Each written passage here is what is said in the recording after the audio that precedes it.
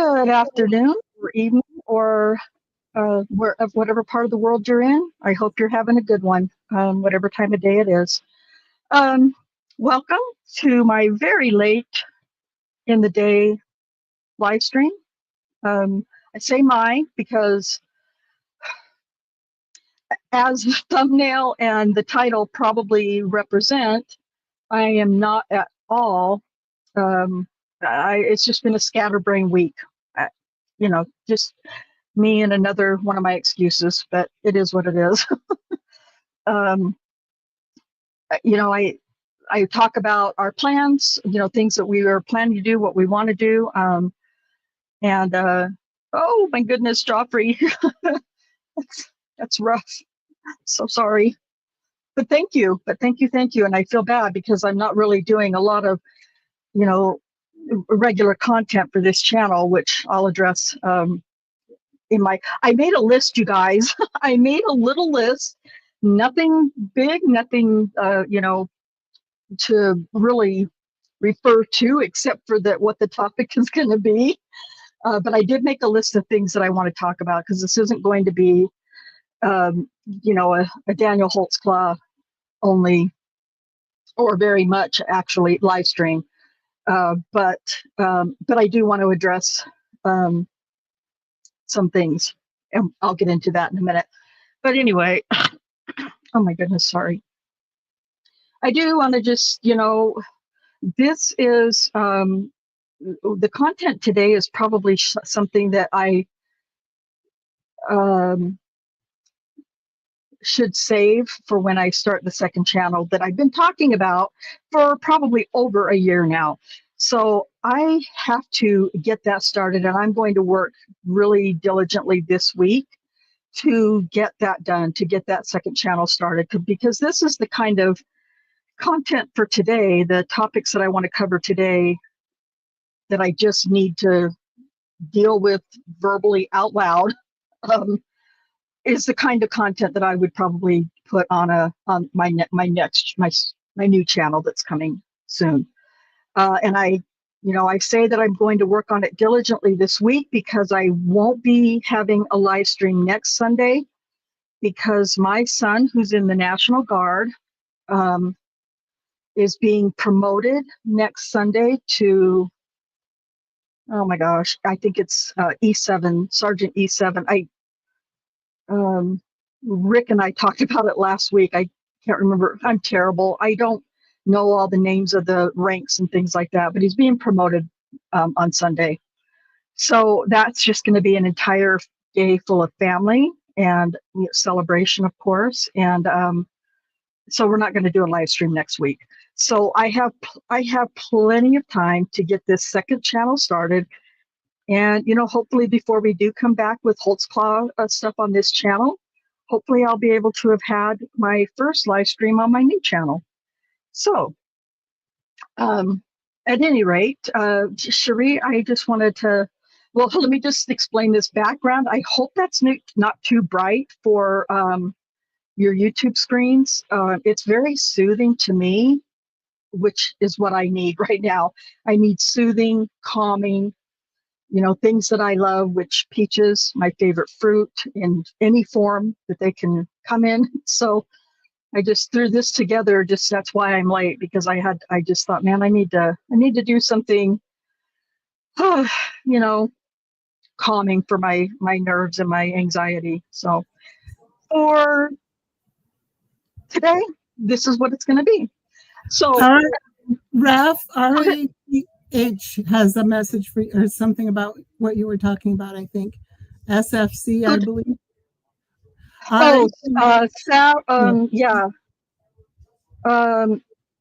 Sergeant First Class, E7. It's going to be an E7 is what I know for sure. So if that's what I know, here's the thing. I know what it is, but I do not have the capacity in my mind to recall right now exactly. And he says, yes, Sergeant First Class. So I don't know where all of those things are. And I do know it. I've looked it up before when, in the first few years that he was in the National Guard. And so so I know the things, but they're just not things that I have retained in my memory bank. so, so thank you very much, Raf. And also, Jeffrey says Sergeant First Class SFC is the 7th enlisted rank, E7, in the United States Army, ranking above Staff Sergeant E6 and below Master Sergeant and First Sergeant E8. Yeah, exactly. See, Joffrey, these are the things that you guys are all, Cherie, everybody just said that's just so smooth. You and Rap both gave the most simple explanation that I am incapable of doing. So thank you both so much for your help. So anyway, that's my son's being promoted next week. Yes, I don't know very much about all the things, but I am one hell of a proud Army mom. Absolutely. Regardless of all the words around and all the pins and buttons and, badges and patches, I am just a proud Army mom. And so, Liam, I haven't seen you for a while, and I am so glad to see you. I'm just calming down with a belly full of vanilla ice cream and wafers. Liam, damn it. That sounds so calming. It's so relieving. Thank you, Liam. I appreciate that. Anyway, so peaches are my flavor. Peaches are what I love. This calm background is something that I don't take advantage of very often. And the red, red and black are my, I guess, brand colors, if that's what it's called. And I just love those colors, but I know those can be harsh colors in some people's minds. Those are the colors that I'm usually very comfortable and happy with, but this is a different kind of day. So hopefully it's as pleasing on everybody else's eyes as it is mine. Cherie, I just wanted to, anyway, I have this list of about 5 or 6 different things that I do want to cover. And I don't expect that we'll be much longer than an hour, honestly, today. But, you guys know me. So thank you so much, Liam. And I definitely will pass the word on that one of my friends has congratulated him. And I've done that with him often. And he gets like if I see him in person when I tell him, and I will save it for next Sunday, he gets a little red in the face and he gets this little grin that reminds me of when he was a little boy. And I can tell he's genuinely so grateful, for all of the congratulations and well wishes that he gets from my friends. So thank you so much. Oh gosh, we're talking about peaches. I see the word peaches sticks out. I forgot to add a tin of peaches to my order, else there would have been some with the ice cream. Oh gosh, you're speaking to my heart and my belly and my lack of self-control. I don't remember what this is referring to, but Sheila says, sure, Rhonda, if those weren't little emojis, I don't know. I might be thinking, you're laughing at me, Sheila, and I'm not sure why. I can't remember what I said. Oh, okay. Anyway, but so I'll follow this little outline that I have. I'm not going to spend a lot of time on any of the topics that yeah, I know. I'm going to try because we started super late. So again, you guys know how I am. If I start rambling about something and, don't self-check myself. So Liam says, my father was a regimental sergeant major when he retired. I don't, listen, you guys know by now, I have no idea what that is, but it sounds like a pretty big high rank. So that's awesome. I'm very proud of our military, and my dad is my late father was an Army vet, and when I went to his funeral a few summers ago, he's in Kansas City, Missouri, and I was his only. Well, he had a. I'm his only. Is the word I'm trying to say? Sheree, help me. Um, I was my mom and my dad's only child, and I didn't grow up with my dad in my life, but I had gotten to know him the last 20 years or so he was alive, and we had a relationship. But he wasn't married. He had a stepdaughter who lives with him and was caring for him, and he had a surviving brother at the time he passed away. And so anyway, the last thing I expected, I don't know why I didn't think it would be me, but I have to tell you, it was so incredibly emotional and moving when when they gave me the flag from the top of his casket. So again, it's just one aspect. My father is a military vet. My son's in the National Guard, Army National Guard, and my stepdad, who I have no relationship with, but he did raise me. He's also an Army vet. And so anyway, regardless of all of that, I am very, very proud of our military. And I'm so, so proud that I have, one of my children who made the decision very, very late in life, like barely still eligible age-wise, to join the National Guard. And I see the sacrifices that his family and he go through, and it's just amazing to me. And this is not going to sound, and that's with the National Guard. He's not like in a, I can't think of the words. I know there's words. He's not like an active military being deployed all the time. He has been deployed twice. Once to Kuwait for a year, and then I believe he was active duty. Thank you. I just really appreciate you guys for knowing me well enough to know the words in my head that I can't get out of my mouth. But yeah, so, but he went to Kuwait once for a year, and then he went to, well, they were deployed to Texas. Oh, I don't remember what the year was, during a really, really bad flood that they had many years ago in Texas. They got there, but they turned them around and sent them back home for whatever reason, because it was, I guess at that point they weren't needed anymore or something. So it's whatever. Anyway, so moving on. So that's why we're not going to be here next Sunday. But I want to say hello to Sheree, because, she's always so pleasant and quiet, and even when I ask her to speak, she really doesn't say much, but I don't, I just want you to know that I appreciate you. I love you. And I'd like to know how your week has been. Well, thank you. It's been a great week. I'm busy, but then got a difficult task finished this week and had company today. And so now it's time to chill. So pretty well. Awesome. Well, good. Then it's even better than that we're not doing anything serious today.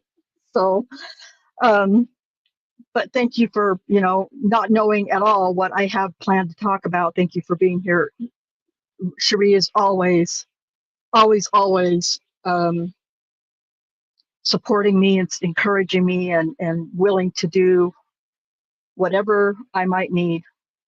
And so I really, like I said, everything we're going to talk about today, I'm going to ask her for comments and thoughts, and she's sitting here right now thinking, what the hell are we even going to talk about? I don't know what we're talking about. But anyway, so thank you so much. Nalita Loretta became a YouTube member. So thank you so much for being here, Loretta. I really appreciate you. Which reminds me, I guess I could log on to my YouTube. I don't even have my YouTube open because I can. I'm just going to do that. I forget about this benefit that I have as a, I guess as a creator having the channel. So I want to try to remember to do it today. Okay. And that is, well, I don't know, I might not be able to because I think they're only allowed once a month. Let's see. Oh, I guess I do. So I'm going to go ahead and I'm going to send 5 of these now. And I guess I should look and see what the terms are that apply because I've never done that. I'm going to read this really quick. Talk amongst yourselves for a minute. Oh, it's June 1st. So it's a whole new month. Okay, that's why. So I'm just going to read this out loud so you guys aren't sitting here wondering like, what the heck is she doing? So gift memberships, what it is for, I don't guess it's for all content creators. Maybe it's for smaller channels like mine to, help get it going better after 5 years. So it says terms and conditions. These terms and conditions apply to the distribution of your 1-month promotional gift memberships to eligible viewers of your channel. Promotional gift memberships means gift memberships that you and YouTube agree are deemed promotions under the Commerce Product Addendum in effect between you and Google without any revenue due to you thereunder. Promotional gift memberships are not transferable, not available for resale, and not redeemable for cash value, void where prohibited. I made that part up. Okay, so I just wanted to make sure there wasn't any. So I'm going to send 5 of those right now, 5 of those memberships right now, and I don't know, depending on how many folks we get in chat today, we can perhaps do some more. So I know who Becca Chu is that received a membership. Maybe Sunshine, I think I know, and Q Essence I'm familiar with. I'm not familiar with Esmeralda Real or Jimmy Edwards, but congratulations to everyone. Cash value of a free membership. I know, right? Yeah. So anyway, just to share that with everyone, and who, depending on how many folks we get in the chat later, or throughout this rambling random thoughts stream, I will pass out the next 5, or we can do it another week, which is either way is fine with me. Okay, so those of you who got one of those free memberships, congratulations, and I'm still promising to do member only videos, and I haven't, and because I am who I am, I guess. I don't know. But I know that last week I had said I was going to do the Harry Morris 911 call. I actually found where it was in one of my older videos. And it was actually really well. It was all the transcript, but I'm trying to decide if I want to, add pictures to that or not, or just give it to you the way it is so that you can listen to that 911 call that we talked a little bit about last week. So anyway, so on my list, the first, I haven't even started with my list. I did talk about the new channel though, so we'll go ahead and cross that off. That was number 5 on the list, and I did already talk about that. So we'll cross that off the list. So number 1 on the list that I made. So most of you probably remember that there are 2 videos that we've done the last 2 weeks, rebuttal type videos that we've done on a popular YouTuber. I'll just put it that way, or podcast, or whatever you want to call her. And we did a rebuttal based on about a 55-minute long video that she had made regarding Daniel's case. And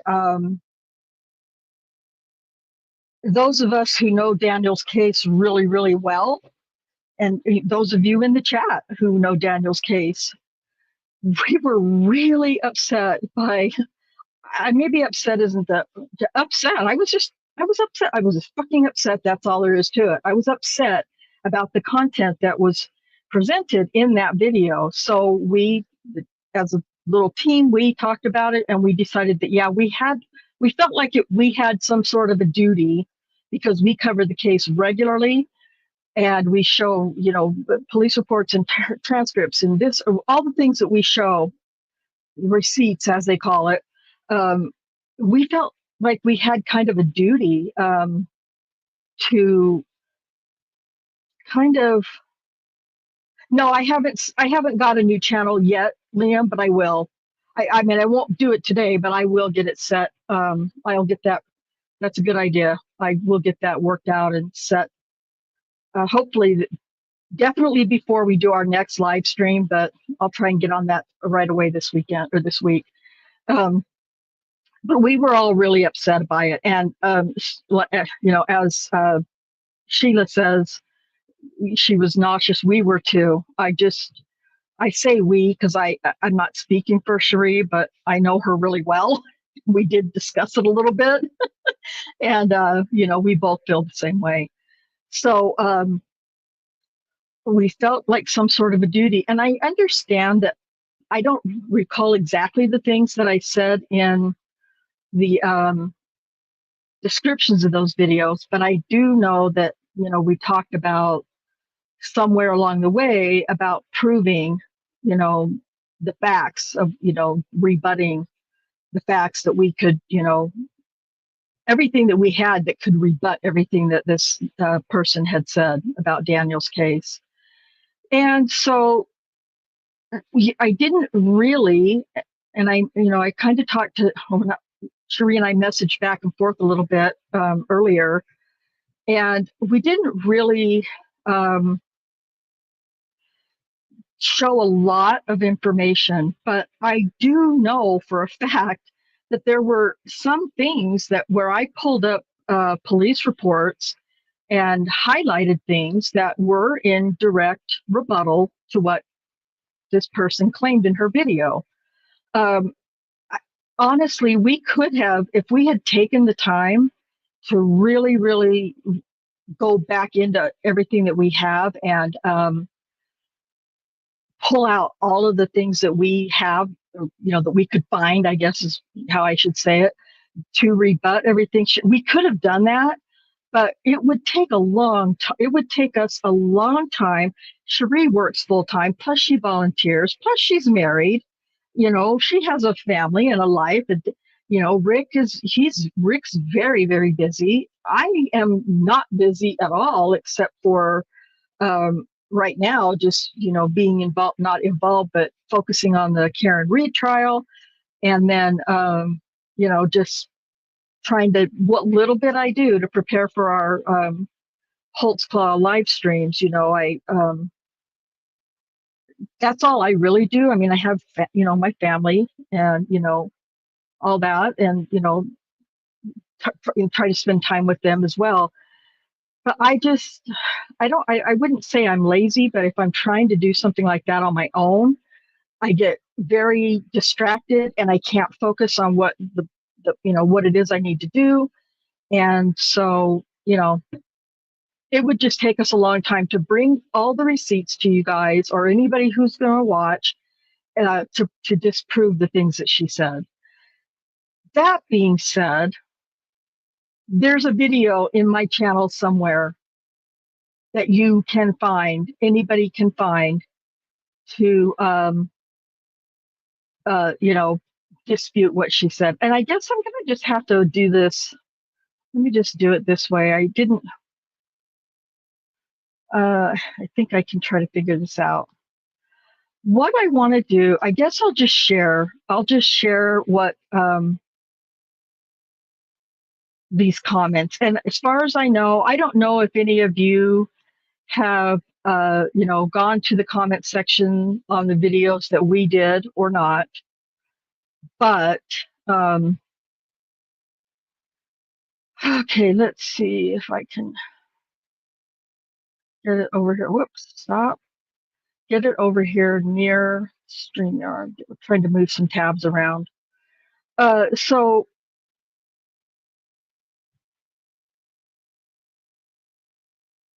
I just want to find some comments that this one person left.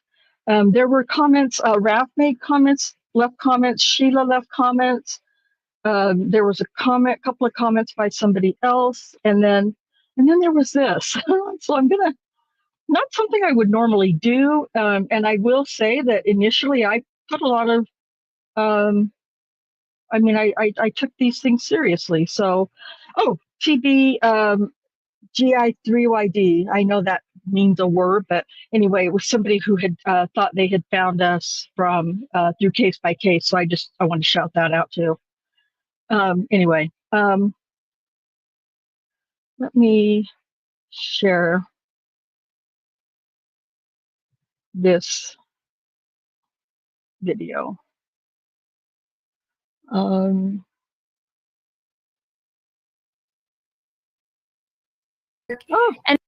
And I don't want to hear your voice, so just pipe down. The other thing I wanted to do was share the comments. That's not the right one. Oh, I moved it. It's over here. Oh, sorry, guys. So it's. Ugh, I just want to get that off my screen. I have like 35 freaking tabs open right now, so I am so sorry. There we go. Okay.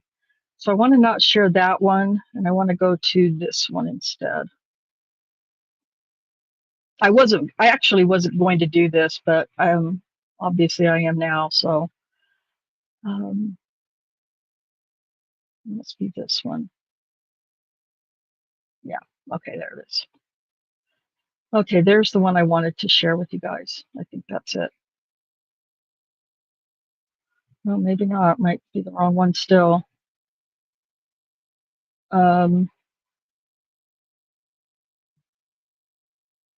Oh my gosh, I don't know why this is so difficult for me right now.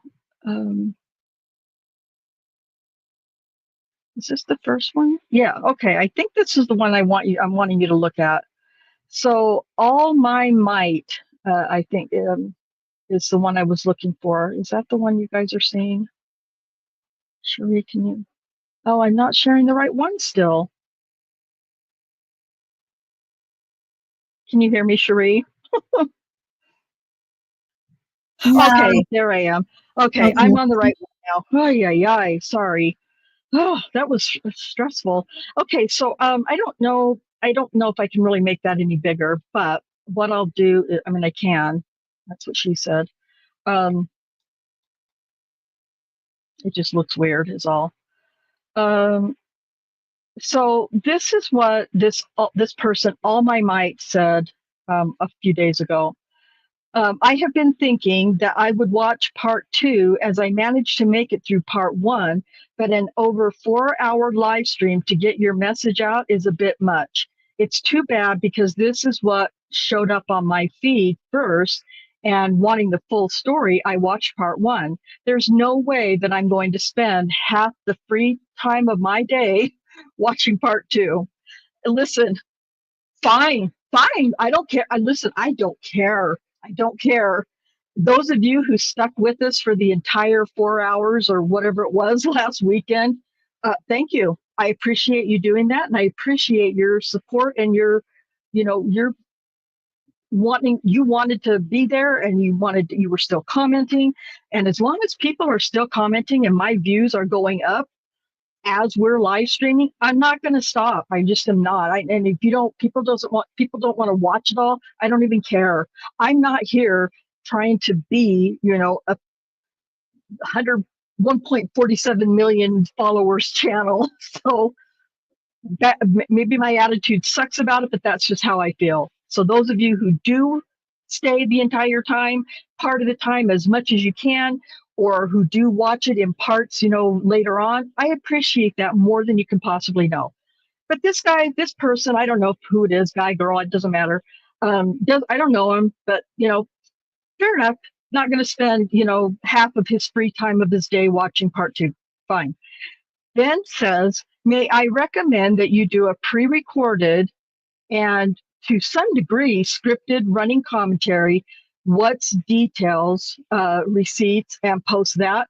So as you guys know, we have done pre-recorded. I don't use scripts. Much to Cherie's dismay, I don't use scripts, can't do it. I just can't do it. I speak off the cuff and I speak what's, hopefully on my mind. I don't do scripts. I don't know. Maybe there's a point, maybe there's a time, maybe there's a context that I might, but not right now. I'm just not doing scripts. So I appreciate that, not doing scripts. But running commentary, what's details and receipts, and post that. So we've done the recordings.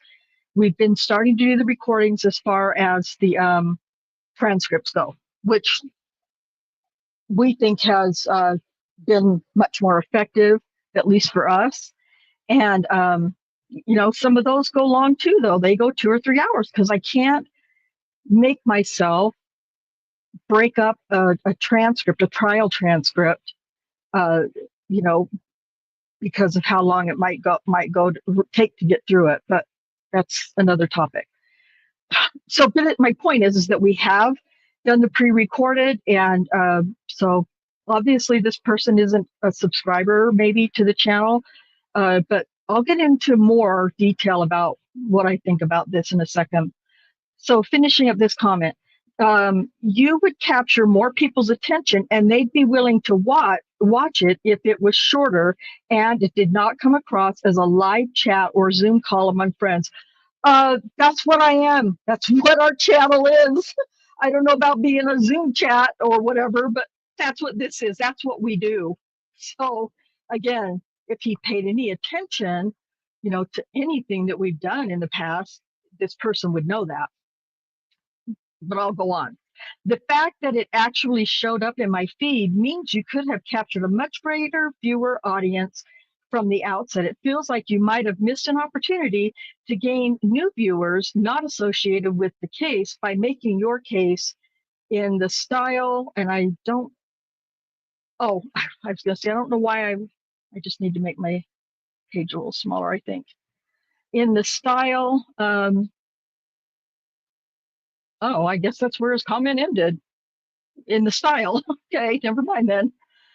So I responded, thank you for your honest feedback and valid suggestions. I hadn't planned on such a long live stream, as I know and understand when people see how long a video is, it's the first turnoff. I agree, it was way too long. And I said that several times.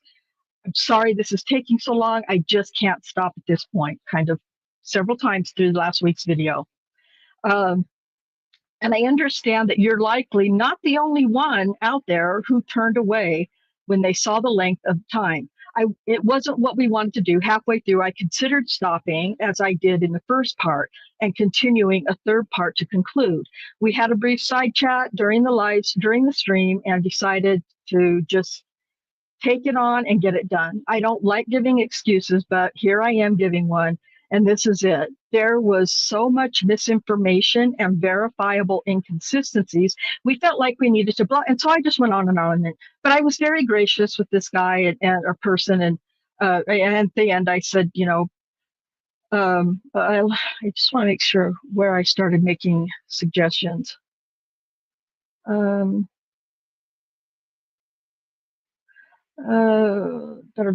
Well, anyway, at this point, I just said basically, if not, I understand. I hope that you will be able to find a way to watch the video in smaller segments. If not, I understand that too, but I sincerely do appreciate your valuable feedback. And then this person comes back. And I'm appreciating all of these comments because they help our channel. They help the channels, and whether I like it or not, it helps. So by this time, there's comments going on between this person and I on both of the videos that we did. So I don't know how much out of context this is going to be because I haven't read it this way. This is the first video, though. The person says, I saw your comment on the other video and I'll respond there as well. I appreciate that you're not approaching this comment in defensive way, particularly in light the very serious and emotional nature of the fight that you've undertaken. Also, I'd like to thank you for giving me the benefit of the doubt and knowing that I'm not a troll and that I was honestly interested in the topic because justice is a very serious issue for me, and somebody wrongly imprisoned, no matter who they are, is the kind of stuff that I can get behind. Great. I'm thinking here, okay, advocate, that's awesome. I honestly want to know more, and it sounds like Matt Orchard may have some detail, as I heard you mention him in the video, and he does pretty darn good job of presenting information. So I'm likely going to go there and check him out. Great. I mean, my biggest concern was first and foremost that this video popped up on my feed, which is a gift from the gods of algorithm. And also because of the length and engagement style kind of made a no-go for me because it did pique my interest. I'm going to check it out via some other creators and the website that you mentioned. Okay, well, okay, let's see what I said back because I'm pretty sure there aren't a bunch of other creators out there talking about Daniel's case. Just so you guys know, I'm not in Streamyard or whatever, so I can't see if you're commenting or anything. Cherie, if I need to pause to address something, please let me know. So I responded back. I always appreciate feedback, even if it isn't what I want to hear. That's a hard thing for me. I do appreciate it. And a lot of times I don't want to hear it because I'm just very stubborn that way. And I even at my age, I'm still working on not taking everything so personally. I'm not saying it's impossible for me to fix that about myself, but at my age, quit trying to fucking change me. I am who I am. I take shit personal. I can't help it.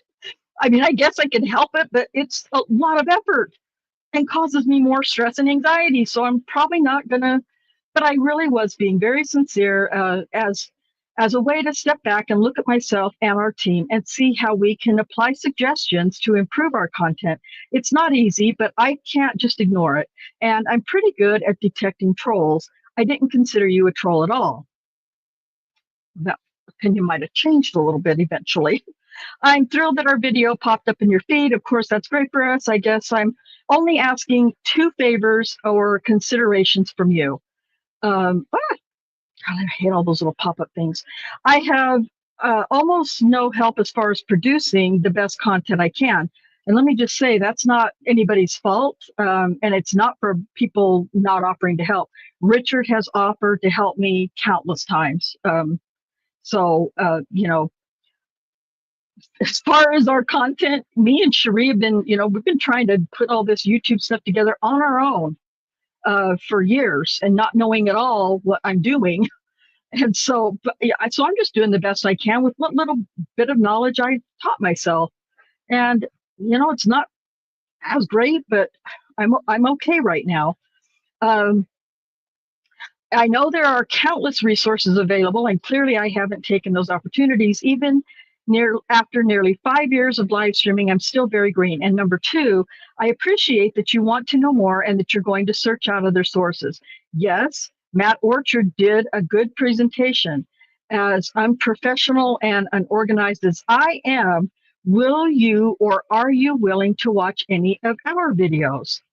That's all, really. I read your comment on the other video and sincerely thank you. Okay. And then this final comment on this particular part 1. Just Rhonda, when your part 2 popped up on my feed, I searched for your part 1 and watched that first. It was after that I went to go watch part 2 And because the chatting and the level of disorganization took far too long, you guys, those of you who are in this chat right now, you know that's who I am, and yet you keep coming back to us every week. So again, I appreciate it. But because of the chatting and the level of disorganization took far too long, and seeing that it was over 4 hours, I just wasn't down for that, because it really appeared more like a personal conversation amongst a group versus an attempt to disseminate information. And yeah, it is a discussion among a group. That's why I have a panel. And that's why I have a panel who know about Daniel's case and have different backgrounds, who can offer intelligent feedback and commentary. So that's how this channel is.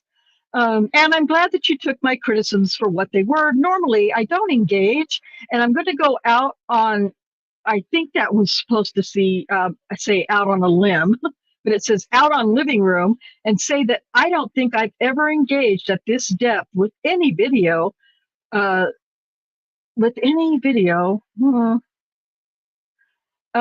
because of the seriousness of what you're trying to do, and because it literally popped up in my algorithm, and you are a small channel, I was trying to grow and get your message out.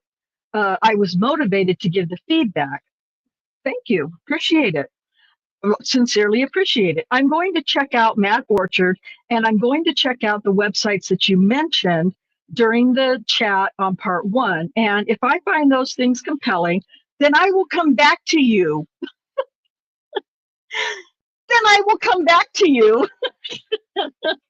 If I go to these other sources that that you've mentioned, and I feel like they're compelling enough and there's some truth to any of it, or whatever this means, then I'll consider coming back and checking out something that you have. So I think this was actually the very last message that I interacted with this person, because I didn't even comment. I just gave him a thumbs up in the heart thing. So at any rate, but in between all of these are the chats, or the comments that went on between the two of us in the other video. And so let me find that one and show that one to you. Let me get rid of this one so it's not hard for me. How are we doing over here, Cherie? Is everyone still with us for the most part? Yeah. Let me just go through these really quick, these comments, before I start with this other one. So Cherie, while I'm doing that, I know that you had read through those. What were just on that part 1, not having read the ones on the part 2 yet, what were some of your thoughts as you were reading? Well, I think he or she was trying to give, sounded like trying to give some constructive criticism, but kind of didn't always deliver it well, maybe. And then, what you were just reading sounded kind of condescending, maybe. But yeah, I hope he's sincere. He or she is sincere and does come back. It probably would help him understand better to get like a good overall view first, and then go deeper, if you know what I mean. Yeah, absolutely. Yeah. So yeah, thank you. Yeah, so I think it must be, because as he and I, or this person, I don't know why I feel like it's a guy, but as this person and I were going back and forth in comments, we're jumping between the two different parts, the first one and the second one, and I really wasn't ever paying any attention at any given time which part we were commenting in, because I'm just going to be honest with you, the more comments we can get on any of the videos, the better. That's just how it works, unfortunately. So that is how it is. I'm just looking through the comments here. Sheila, this case can't be completely covered in an hour. I would love for y'all to do a breakdown in a couple of hours. I thought about that in this week, since when I was so discombobulated in my head, I've been thinking, how can we break this down in a couple of hours and cover that? Will take us some time, I think, right, Cherie, to break the entire case down in just a couple of hours. Yeah, we have that way back. I think we tried to do it somewhat, but it is difficult because of 13 accusers, and and in order to understand how it came about, there's a lot of background that's needed, if you know what I mean. Oh, I do. I know what you mean for sure. I mean, it's because on the surface, it meant, when somebody's first coming to it, it looks one way, but once you dig under the surface, you find out it's totally different. Right. And the other thing too, to add to what you were saying, it's really hard to do it, in even just a couple of hours, because at least with me, and it's part of the way my brain functions, and I'm not just being smart ass about that. It's just how my brain thinks or operates. I can't. It's almost, and it would have to be scripted and very strictly scripted for me to be able to do this. Present it all in a couple of hours. A breakdown of it all in a couple of hours. But I have the hardest time. For instance, when we talk about, let's say we talk about Jamie Liggins, the first person that started this whole thing, it really is kind of difficult to discuss her without bringing up Terry Morris, who isn't involved in the case yet, but gets made to be involved in the case by Rocky Gregory. And so it's really hard for me to talk to you about Jamie Liggins without mentioning how much Rocky Gregory, Detective Gregory, made Terry Morris a part of the whole Jamie Liggins thing. And I can't even describe it how I mean to without going into more detail. So it's really hard for me to do that, to talk about one particular subject without bringing up another part of a whole different accuser or whatever the case is that is relevant to it without talking about it. It's really hard for me to do that. It just is. And I know that there are minds out there who can do that, and I appreciate it. But I'm not one of those. So yeah, anyway, thank you so much. I do appreciate that. And I think about it all the time, Sheila, I really do. And then she says, but looking at my comment, you really need to watch the interrogation, which is 2 hours long by itself. Exactly. And then you also commented, that's why we are here, is to interact. Yeah, exactly. I was like, excuse me? This is the kind of channel we are. We do this. The panel and I talk back and forth, and and I know a lot of other panels do too on different channels. We're not the only ones. So whatever, I was like, I don't know, that really makes a lot of sense what that person said in that part. Harley's Dad, it's so great to see you. Thank you so much for being here today. It says, never too long, make shorter ones off the marathon live, and God bless you for the passion. I thought about how we could do that as well, Harley's Dad, how we could break up, the long ones that we've done. And I mean, it would just take work and some effort to go in and find good points where I could, stop and wrap up, that particular section, put that out as video, and then do this, so on and so on until we get through the entire thing. I don't remember if I brought this up to Cherie and Rick, but I know I thought it, but I don't know if I mentioned it. So if I'm catching you off guard, Cherie, please let me know. But I thought about that, go ahead. We talked about it a little bit before this girl, whoever came up, appeared on the scene, because we talked about breaking up into little videos, and just having that, what she said and the fact, and the receipts to back up Right. our fact.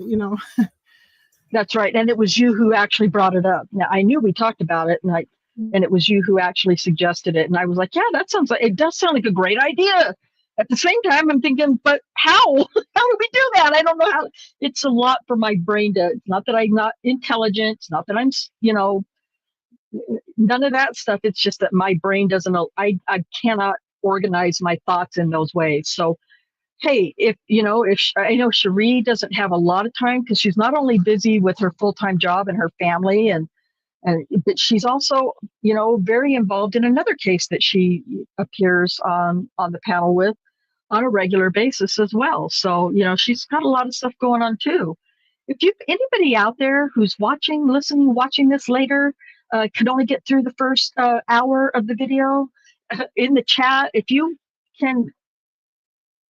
are able to help us figure out, places where we could do it, put these two videos together, and make, stops where we can break it up into smaller videos.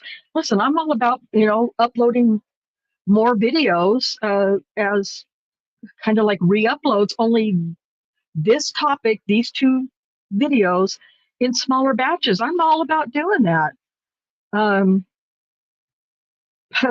my goal is to, get this trial out to everybody, and the, reading of the trial. I'm still trying to get that organized. So it's just, anybody thinks that they can do that or willing to do that, or at least give suggestions, please let us know. And if you're in Discord, you can, perhaps sorry, Liam, I didn't get any of the links into the description. I suck at that, but you can grab the link though from Discord, Liam, if you want to drop the link. Anyway, if you're in Discord, give us some suggestions in Discord, or, leave comments on the video. Or however, you can email me. My email address is available. And we appreciate everything that everyone else is, any comments and anything you try to do to help us. We really do. And Nalita says, this is the thing. If you truly believe in something and want all the information you can get, as well as feedback on your own thoughts, 3 or 4 hours out of my free life seems reasonable. Thank you. Thank you. Appreciate that. That really, really does make me feel a lot better. Thank you so much for saying that. Yes, it is very interesting that I'm also getting recommended in feeds, because that's really the goal, right? That's what all of us want. We want to be popping up in other people's feeds randomly when they wouldn't have seen. Now, there's a lot of things that help that, but there's not a lot of people covering. I don't feel like there's a lot of channels, and I could be wrong. I don't feel like there's a lot of channels from what I have been able to see that are talking about wrongful convictions in general on a regular basis, and particularly talking about one specific wrongful conviction case. I just don't see that happening. And so that's why I've been patient with, how long it's taking us to grow. Yeah, I'd like it to be faster, bigger, and better, but I don't feel badly at all about what we're doing.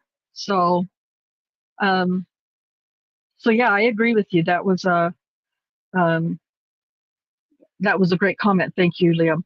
Sheila says, I wanted to comment to them and point them in the direction that helped me to understand the case. It made joining here and understanding better. Yeah, well, when I get to the rest to the comments on the other one, yeah, I got a little bit.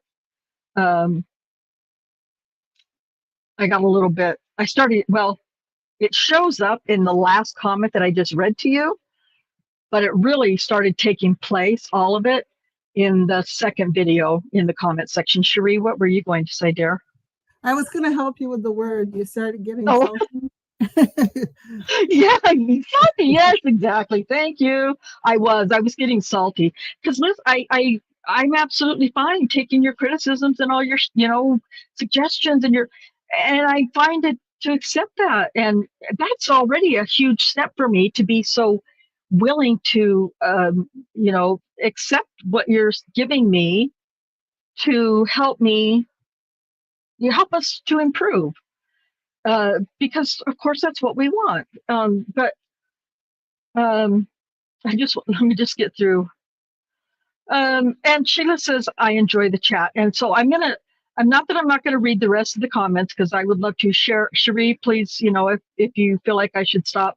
I want to get through, though, these other comments between this individual and myself.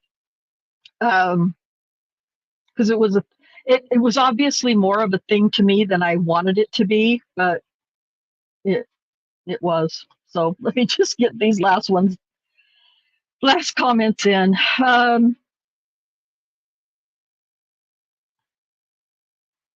Okay.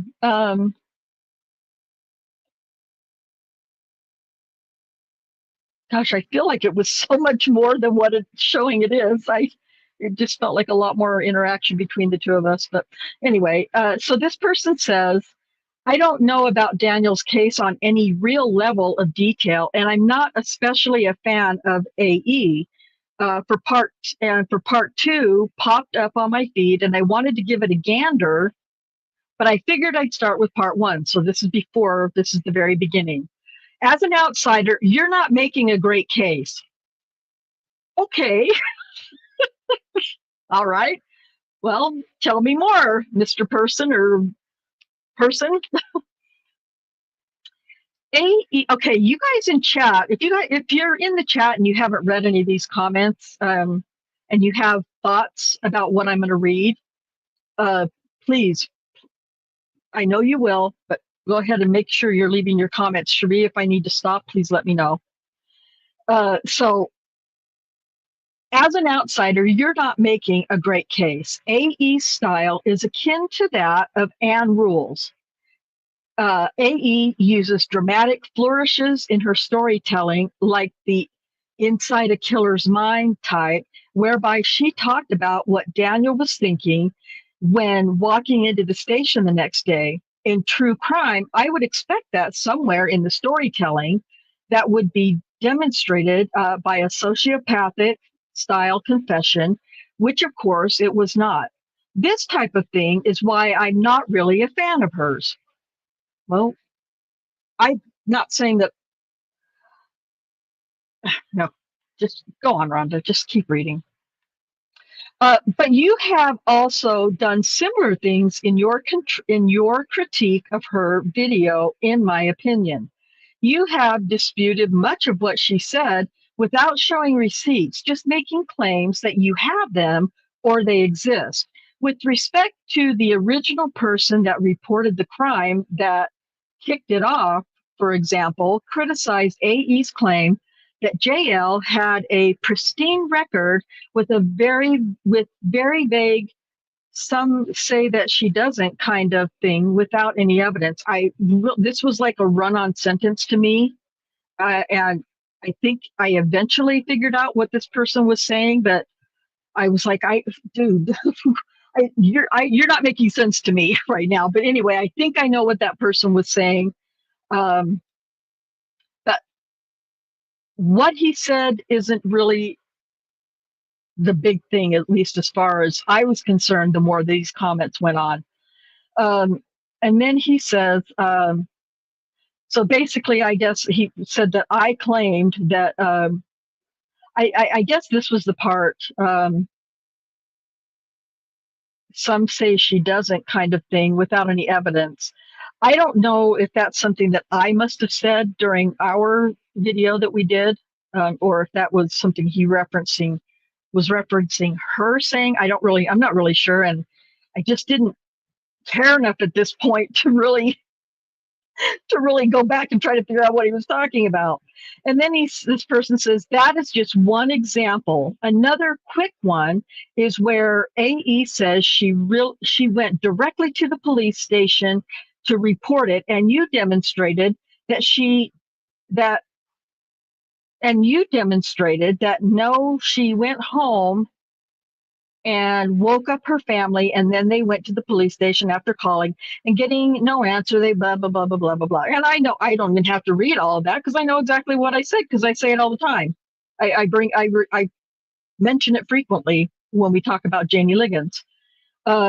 So, but basically nobody, so he's talking about me making that comment with the whole thing with the me stopping and pausing about talking about how she said that immediately. Yeah, I did. I made a big deal about it because, words matter, in my opinion, but whatever. And then he says, this person says, you act like that's a big win with respect to the facts, and maybe it would be in a court of law what an average person would not try to litigate the word immediate in this manner as an attempt to prove that someone is mischaracterizing what happened. I don't do well with run-on sentences. I speak in run-on sentence, I get it, but I don't read them very well. But I just thought, yeah, to me that is, if you're gonna say some shit about any case, any person, anything, I don't care if it is irrelevant in some people's minds. But when we're talking about something like this case, for instance, yeah, it was a big deal to me that she, said immediately or whatever it was. Well, okay, maybe it is minor, maybe it is, inconsequential, but it's still a fact that you got wrong in the end. I mean, and we showed that. I'm almost certain at that point in our rebuttal that I brought up the police report and highlighted for everybody exactly what it said. Listen, if it's big enough deal to be in the police report, I'm going to show it to you. That's just how I feel. So anyway, this person's criticizing me because I made a big deal out of this content creator saying something factually incorrect and making a big deal out of it when it wasn't really a big deal. It was to me. I don't care. So anyway, the person says, to be honest, I feel very much like, yeah, you already told us this, like I stumbled into a personal group chat or Zoom call among friends. Yeah, guess what? We are all friends. I don't work with people if I'm not friends with them, or, at least have some sort of relationship of some kind with them. I don't know. Sorry, I know I'm getting loud. I'm just kind of, anyway. That's exactly what you stumbled into, person. You stumbled into a group of friends discussing a case who know far more than that other person knows about that case, talking about it. That's what we do. So, and like Sheila said, that's why she comes here, because she enjoys the chat. So try not to swear, but the words are starting to come to me.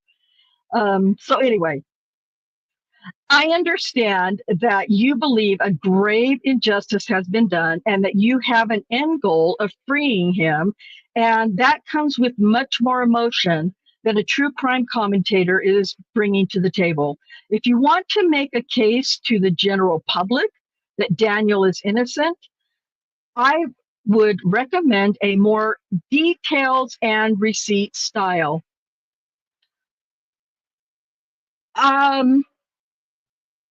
These are two videos that we did a rebuttal on. And no, I didn't. I got to a point where I couldn't keep, stopping I did stop, but I couldn't keep bringing stuff up every single time there was something that was misstated, because it was going to consist of a lot of different police reports and transcripts and everything else to do that. And Yeah, I know. Oh, sorry. Go ahead. No, please go ahead. I was just thinking the same thing, like in order to show receipts for what we're talking about, as far as what Janie allegedly did after this alleged incident, would have taken quite a bit of time. It wasn't something we could just pull up and, you know what I'm saying? It would have taken, yeah. Whereas, when she says that she had absolutely nothing in her system. Well, you had the police report to rebut that. Yeah, and that yeah. was something that we could do easily. Yeah, good point. Thank you for bringing that up, because I'd forgotten about that, too, that we did bring up. Yeah, yeah. So, yeah, thank you. Because, yeah, well, I'm not done reading this guy's comments. I don't know. Is anybody interested? I mean, the chat can tell me do you want me just to keep reading this guy's comments? There's not very much left, but anyway, it's just, I just feel like I need to, so I'm going to try to make that a little bit bigger so Yeah, you can see they're it better. listening and commenting. Sounds like. Okay. All right. Thank you guys. I love my chat so much. Those of you who spend as much time as you can with us, I really appreciate it. So then I started kind of I kind of started I wasn't disrespectful, but I was trying to point out some things, because by this time I was starting to get annoyed. Unfortunately, I'm reading this comment after your comment on my second video, and that's okay, blah, blah, blah. But I said, I'm still able to address your comments in the same manner. And I said, as an outsider, I quoted him, as an outsider, you're not making a great case. AE style is akin to all that stuff. And then I said, I'm not the same type of content creator as AE at all. I'm not storytelling. We're not up here telling stories. So if, that was just one thing. Go ahead, Sheree. No, I'm not. I'm typing in the comments. I didn't say anything. Okay. I thought you were saying something. Anyway, so I'm not that. That's not the kind of person. The content we're, presenting. I cover one case almost exclusively on my channel, and that's Daniel Holtzclaw's case. I don't do a true crime niche, rather an entire case, which, based on all of our research, years, months, hours, etc., during which we have determined that Holtzclaw is innocent. We've been covering this case for nearly 5 years, and we don't do storytelling. We discuss and show the actual police reports, recorded videos, and all that stuff. Over the last couple of years, we've tried to find the best way to get the trial transcripts to the public in the form of reading and discussing them in a live stream format. Unhappy with how that was going, we decided to start recording them and blah, blah, blah, blah, blah. I don't know. And as I'm reading through this, I'm like, why the fuck am I explaining anything to this person? But anyway, I did. I was going to address each of your points one by one, but that would be impractical. And there's every chance you may not have even read this far. So I'll try to tie the entire comment together by saying we don't have a true crime channel or content in the common sense of the word. Our one goal is to bring the unknown facts of Holtzclaw's case to more people. It's not at all the type of content most people are interested in, especially since it involves a former police officer. So we simply try to find a good way, the best way to do that. And if one were to simply just look at the information on my channel page, that should appear obvious. Salty, like Sheree said, a little salty. This video by AE actually shocked and surprised us when it came out. And I looked forward to a content creator with such a huge following bringing this case to her channel. Hey, I wasn't afraid, intimidated, or threatened at all. I welcomed it. However, we were disappointed to see what the content actually was, and that there were so many mistakes made by someone we've always known and respected to be a great researcher and presenter. I made a mistake, perhaps a big mistake. I should have taken a lot more time to prepare. That was a disservice I may have done to any potential new people to the Holtzclaw case. I didn't do that. You're right. I didn't bring the receipts. Oh, wait. I didn't do that. And then I said, you're right. I didn't bring the receipts. I took for granted that the receipts are already part of our channel. And inexcusably, I hoped that after part one, people would be curious and go to the channel and watch some of our content to learn more. Again, a big mistake that I can't take back or change now. But please understand this. Although there was probably a better approach we could have taken, we have no regrets at all with the two parts that we did do. I respect that you disagree, and I do sincerely appreciate your comments, and I will take them all into consideration should this situation ever arise again. Guys, still not done. Hey, thanks for the response. I want to assure you that I understand that you are neither a true crime creator nor a storyteller. Oh, do you? Do you understand that? Just asking for my friends. Do you understand that? Because if you understand that, then why bring it up at all? I don't know. I was attempting to, perhaps poorly, give feedback on your engagement style with respect to fussing over some things that can be common in the true crime community that may be understood as more of a creative flourish. Spending time criticizing things like that doesn't sound like a gotcha, nor does going after her for using the word immediately. So now we're hearing this again. This is the second time. Well, it might be the third time because there was several times. To criticizing her for using the word immediately. Okay, you've said that once before. Got it. And again, those are just two examples to demonstrate that, because I think people that maybe are not close to the case will look at that criticism and think that it's not quite the criticism that you think it is. And it almost appears somewhat petty.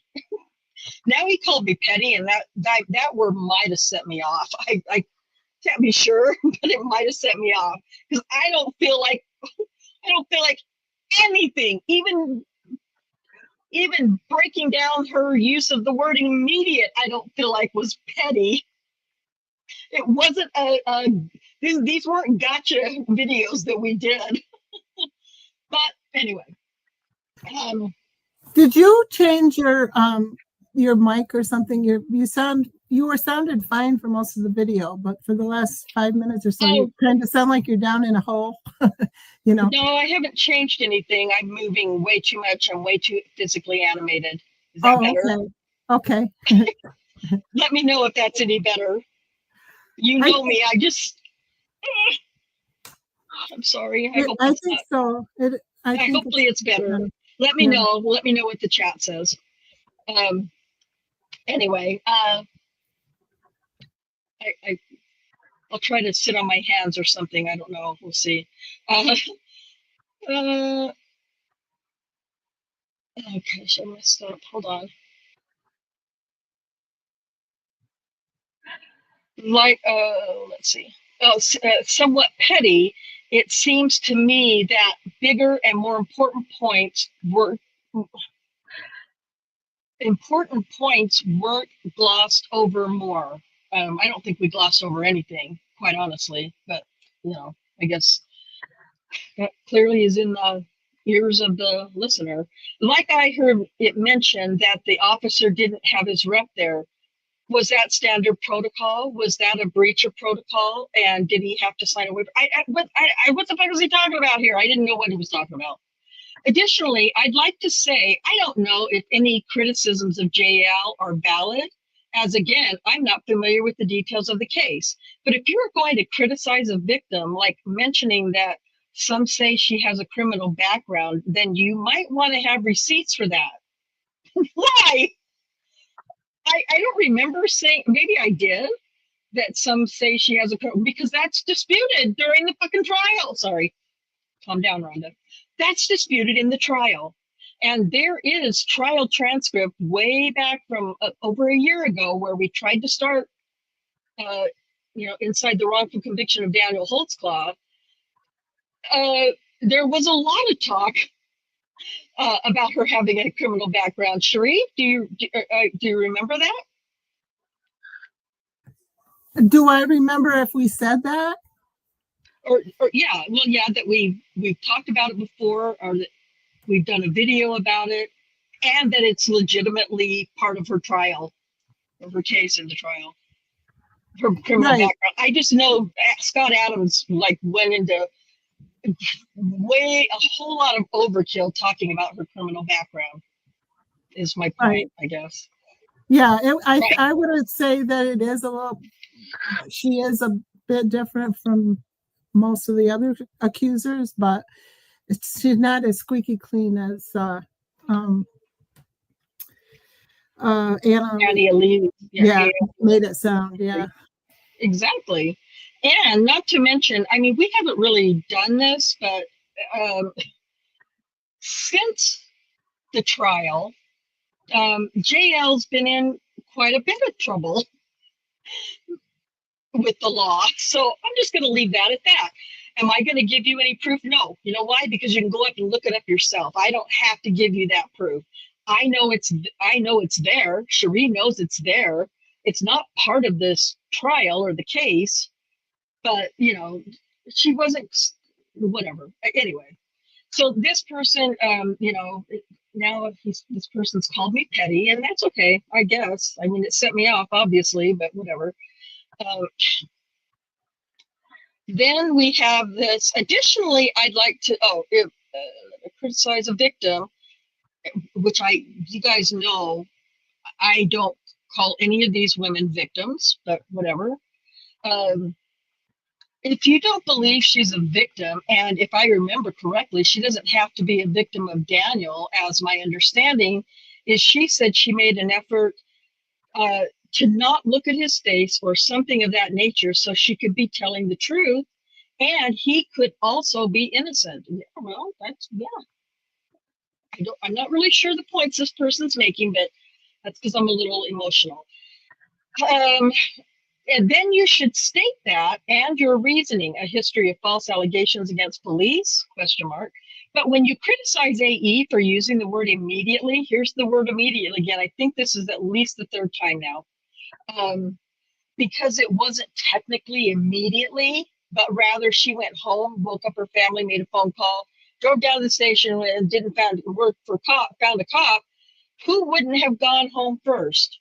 Your criticism of that, while directed at AE, really made it sound like you were criticizing JL for not immediately reporting it, when in my mind, anybody who had been through something traumatic with go home or they feel safe, make a phone call, which is, I wasn't criticizing JL for any fucking thing. I don't care what she did.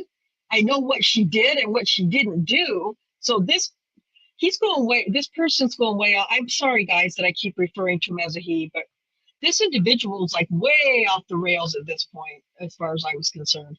In short, I'm interested in figuring out if this is a miscarriage of justice, and you've mentioned some other resources in this video. It's too bad that they were kind of mixed in with a lot of the chatter. Sorry, I'm so sorry. Justice is a noble cause, perhaps the most noble cause. If the courts and the jury got it wrong, then I hope that there will be evidence that can be heard by the court to either get him a new trial or another remedy that would bring about justice. Okay. I think this must have been this wasn't my last one, because the one where I showed you where I just gave him a thumbs up and a heart was the last comment I made. Excuse me. I said, hello again. I'm going to make this comment as short as possible. I know everybody in the chat's laughing right now. Like, yeah, sure. Right, Sheila? It's very clear to me that I'm not reaching the maximum audience, nor am I using available resources. I understand I still have a lot of learning to do. As it appears that you may not have watched any of my other normal content, and I feel that's a bit of a disservice to myself and my team. You've mentioned several times that I criticized AE's use of the word immediately, and that we spent too much time on a word. We spent a lot of time on several different words and phrases. That's true. Words, even just one, often say more to me than an entire sentence or paragraph. I don't present content the way AE or most other YouTubers do. I don't have the personality to present or discuss anything that even comes close to or gives an appearance of being in an echo chamber. Not to mention, my content is unique in that I've spent years talking about mostly only one case. It's just what I've been chosen. It's just what I've chosen to do. So I almost said it's what I've been chosen to do. I've been called. I've been called by God. Oh man, I can't, won't, and am not trying to match or compete with anyone else. Do I wish I had a better reach? Of course, but I've chosen to approach this the way I'm most comfortable with.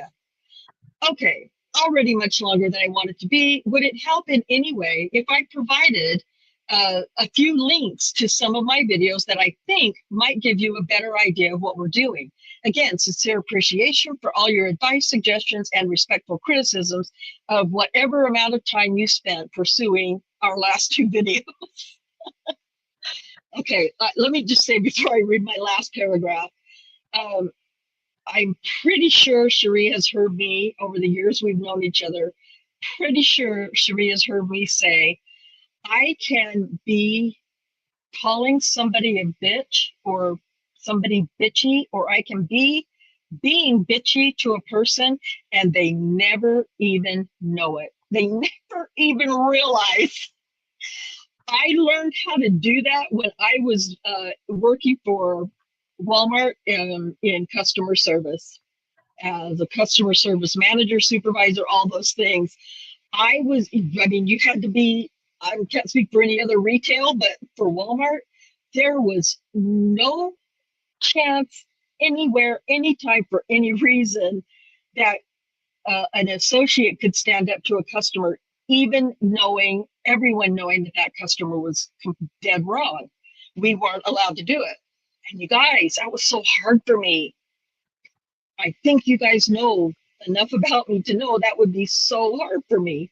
Sorry, am I still sounding bad with my, I'm moving a lot. That's why I was asking. I think it's better, but it's still a little Still, okay. It might be the headphones. I might need to not use these headphones next time.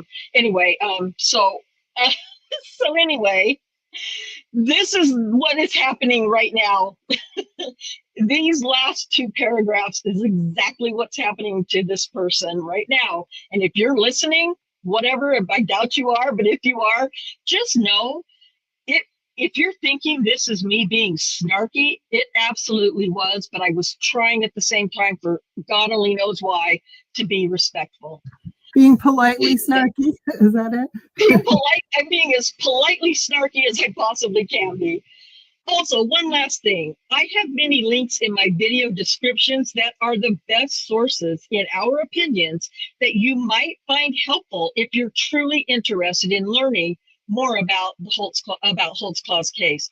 If I didn't put them in the last two, I'll go do that right now. And I did. I immediately went, and I hadn't put the links into those last two videos, so I immediately did it. And I know, as Liam will probably attest, I'm not really good. I forget about the links. I can't help it. I just forget about them. So anyway, so that was the comments in the videos, and those were the only two the only person that was commenting. And then, I mean, honestly, none of it was like, bad or really critical. He talked about me being petty with using the word, like focusing on this word immediate. But I kind of felt like him continuously bringing up that one particular thing was a little petty. But I digress on that. So anyway, so I know I've missed so many chats. I'm really sorry. I'd like to be able to see them all. I should get to them. They're really, I have to get to them. The rest of what I'm going to talk about, so I'm going to leave that topic. The rest of what I'm going to talk about is not, oh my goodness. I do want to say thank you so much. Oh my gosh, for the super sticker. That is so, so kind. Thank you so much, Nolita. And you've chosen to become a member, and you've, you've donated, and I don't know if you've listened to anything we've done before or if you're familiar with Daniel's case. Doesn't matter. I really appreciate your participation and you know, showing up today and you know, supporting the channel as greatly as you have. So thank you so much. Let's see. So I want to just go ahead. The other things I want to talk about aren't going to take me as long as what I just went through about those videos. So number 2 on my list, I just kind of wanted to, without wearing my heart on my sleeve, like you all know I'm capable of doing. I just, you know, sometimes my life just takes a shitty turn, like everybody else's life. I get it. I'm so not alone, and I'm grateful for that, that I am not alone in my misery sometimes. Not always miserable, but you know, sometimes I go through periods of time where it just feels like everything, like I've hit this wall, like this big brick wall that's kind of squishy a little bit, but getting through it is just like sludging through a gutter of sewage sometimes. I know that's a little graphic, but I just, you know, it's coming up on 21 years, 21, 2014 to 2025, 10 or 20. My math, I suck at math. And breathe. Thank you, Liam.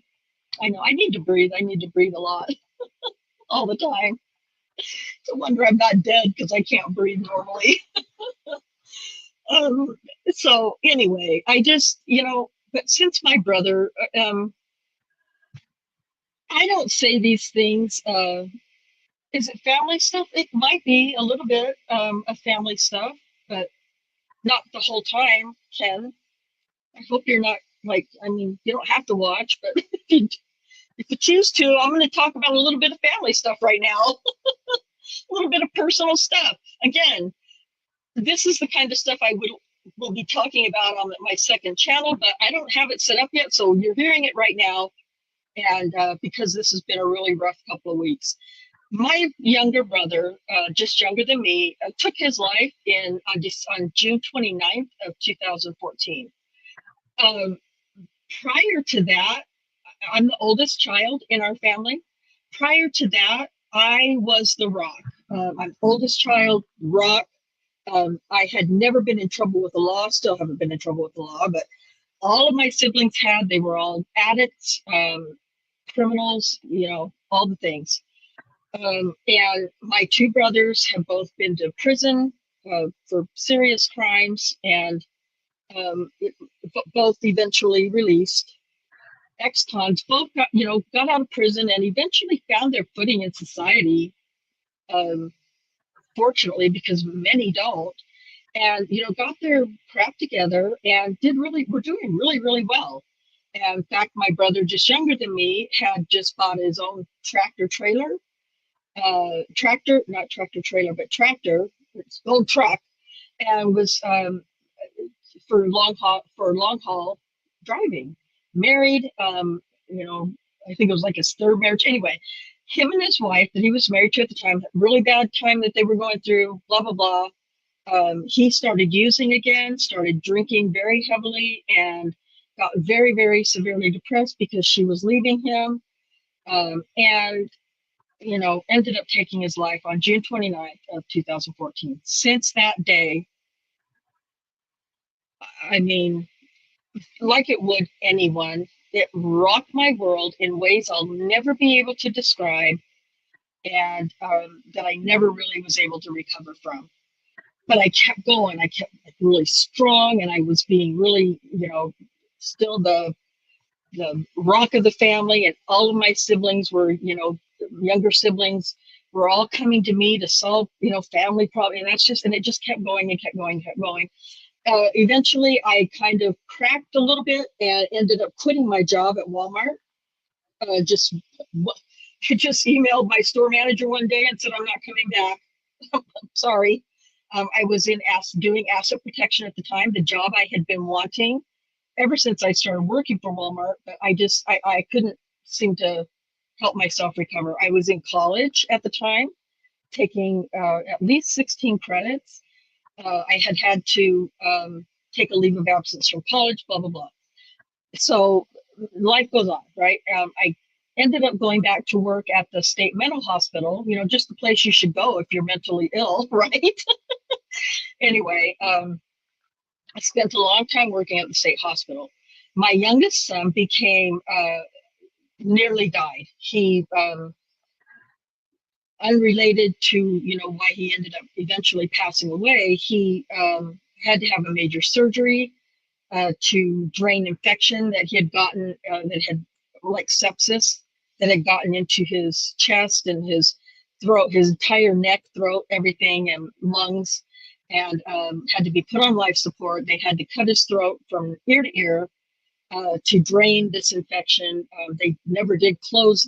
There's no stitching done after that. They left, like, I think he had like 8 little, I can't remember the name of the tubes, but they have a name, where they just left those tubes in so that the infection could continue draining. So that happened. He almost died. He was on life support for 4, maybe 5 days. We got through that. He survived. At that time, he and I, after I gave all of my attention that I could to him. And after, I was up at the hospital every single weekend because I had to work at the same time. I was still trying to work. And this was 2 years after my brother. It was actually Memorial Day, literally Memorial Day. So just, a couple days ago, that he had, that this had all happened with my son. So I spent weeks at the hospital every day, except for the weekends. I spent weeks. And so it's just more stress, more trauma, more tragedy. Then he was recovering. My son, who's in the National Guard, their youngest daughter was, I can't remember.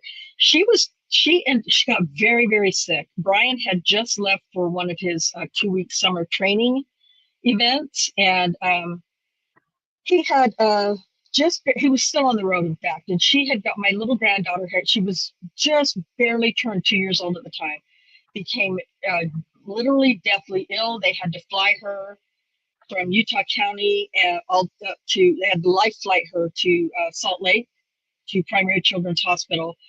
By the end of that day, they had to intubate her, and they were discussing when and if she needed to have well, they called it a Berlin heart, but it's really just an LVAD. So if you know what an LVAD is, that's what my little 2-year-old granddaughter ended up having. She was in primary. She needed the Berlin heart. They called it a bridge to a transplant.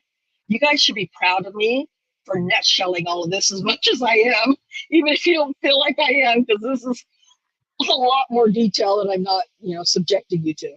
At any rate, so that happened. She was in Primary Children's Hospital with a mechanical heart, I guess, to describe it, for 6 months. She's fine now. That was back in, I want to say, I can't remember, maybe 2017, 18. She just had turned 2 at the time, and she just barely in February turned 9. So however long the years are, that's when that happened. Then one of the man that my mom was married to at the time, I've had a couple different stepdads. My mom was not treated very well in her life, but that's a whole other time on the new channel we can talk about. But anyway, he was diagnosed with lung cancer on Christmas Eve or Christmas Day that particular year. And he, in June of that year, end of May in that year, or the following year, he, just 6 months later, was on hospice at home. My mom was there alone, didn't have anybody to help her, like live in, help her. So my little sister and I, my baby sister and I, basically moved to California for about 6 weeks, left our jobs, moved to California, for about 6 weeks. And then when he passed away, we were able to come home. But the thing that was so traumatizing about that was that I had never, ever, I heard about people being on hospice, and I've heard about, end of life care and all that stuff. But I've never experienced it. And illogical as it is, or especially was at the time,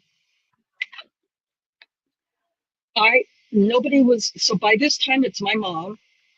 Her twin sister from Oregon has come down to stay with us, me and my baby sister and my sister's daughter. We were all there trying to help my mom. It's, if you've ever been a caretaker of somebody who's on hospice and who is, very close to dying, you know what I'm talking about. This was incredibly difficult, and med schedule, and just different, just all these things that, so I had to, making all these charts, making these, blah, blah, blah, blah, blah. But something I was good at, so I did it. They were all afraid to give him his meds for any reason. Everybody was afraid to, touch him or whatever. He had gotten to the point the last few days where for whatever reason, even though I had never experienced it, I knew instinctively somehow that he was very close to actually passing away. I had done research, both my sister and I had done a lot of research. Maybe that's why I kind of felt like it. At any rate, when it came down to the last few days, his nurse came in, his doctor came in, and they, verified, yes, he's very close to, it's time for you to start administering what they call comfort kit meds. That basically just consisted of high doses of Ativan for anxiety and stress, Haldol for anxiety and stress, and morphine for pain relief. So, and that was all done, via liquid. They were all liquid. So it was just a matter of, putting it in the side of his mouth and making sure that he would swallow those things or whatever. I'm telling you what, the night that he passed away, illogical as it is, I felt like I had just killed somebody. I know that doesn't make sense, but for 3 days, I had been giving this man medication to help to give him comfort aid and ease his pain in the last few days of his life. For whatever reason, it fucked me up so bad. I felt like I had just aided somebody in their own death. It was horrible, and it took me years to get over that, and I'm still not over it, because a year and a half later, my mom was diagnosed with esophageal cancer. And I know Cherie knows these things. I'm not lying to you when I tell you she was finally diagnosed with esophageal cancer on Christmas Day of 2018. So it was like deja vu in our minds, only it was my mom this time. Stage 4, it was stage 4. They put her on a feeding tube in February 14th, actually, Valentine's Day of 2019. She couldn't eat anything solid, she couldn't swallow, basically, because of the esophagus being so damaged and diseased. And so in May, we had a final PET scan, and it had metastasized to stomach, hips, liver, abdominal, and her spine. So my mom's going to die any day in my mind at that point. So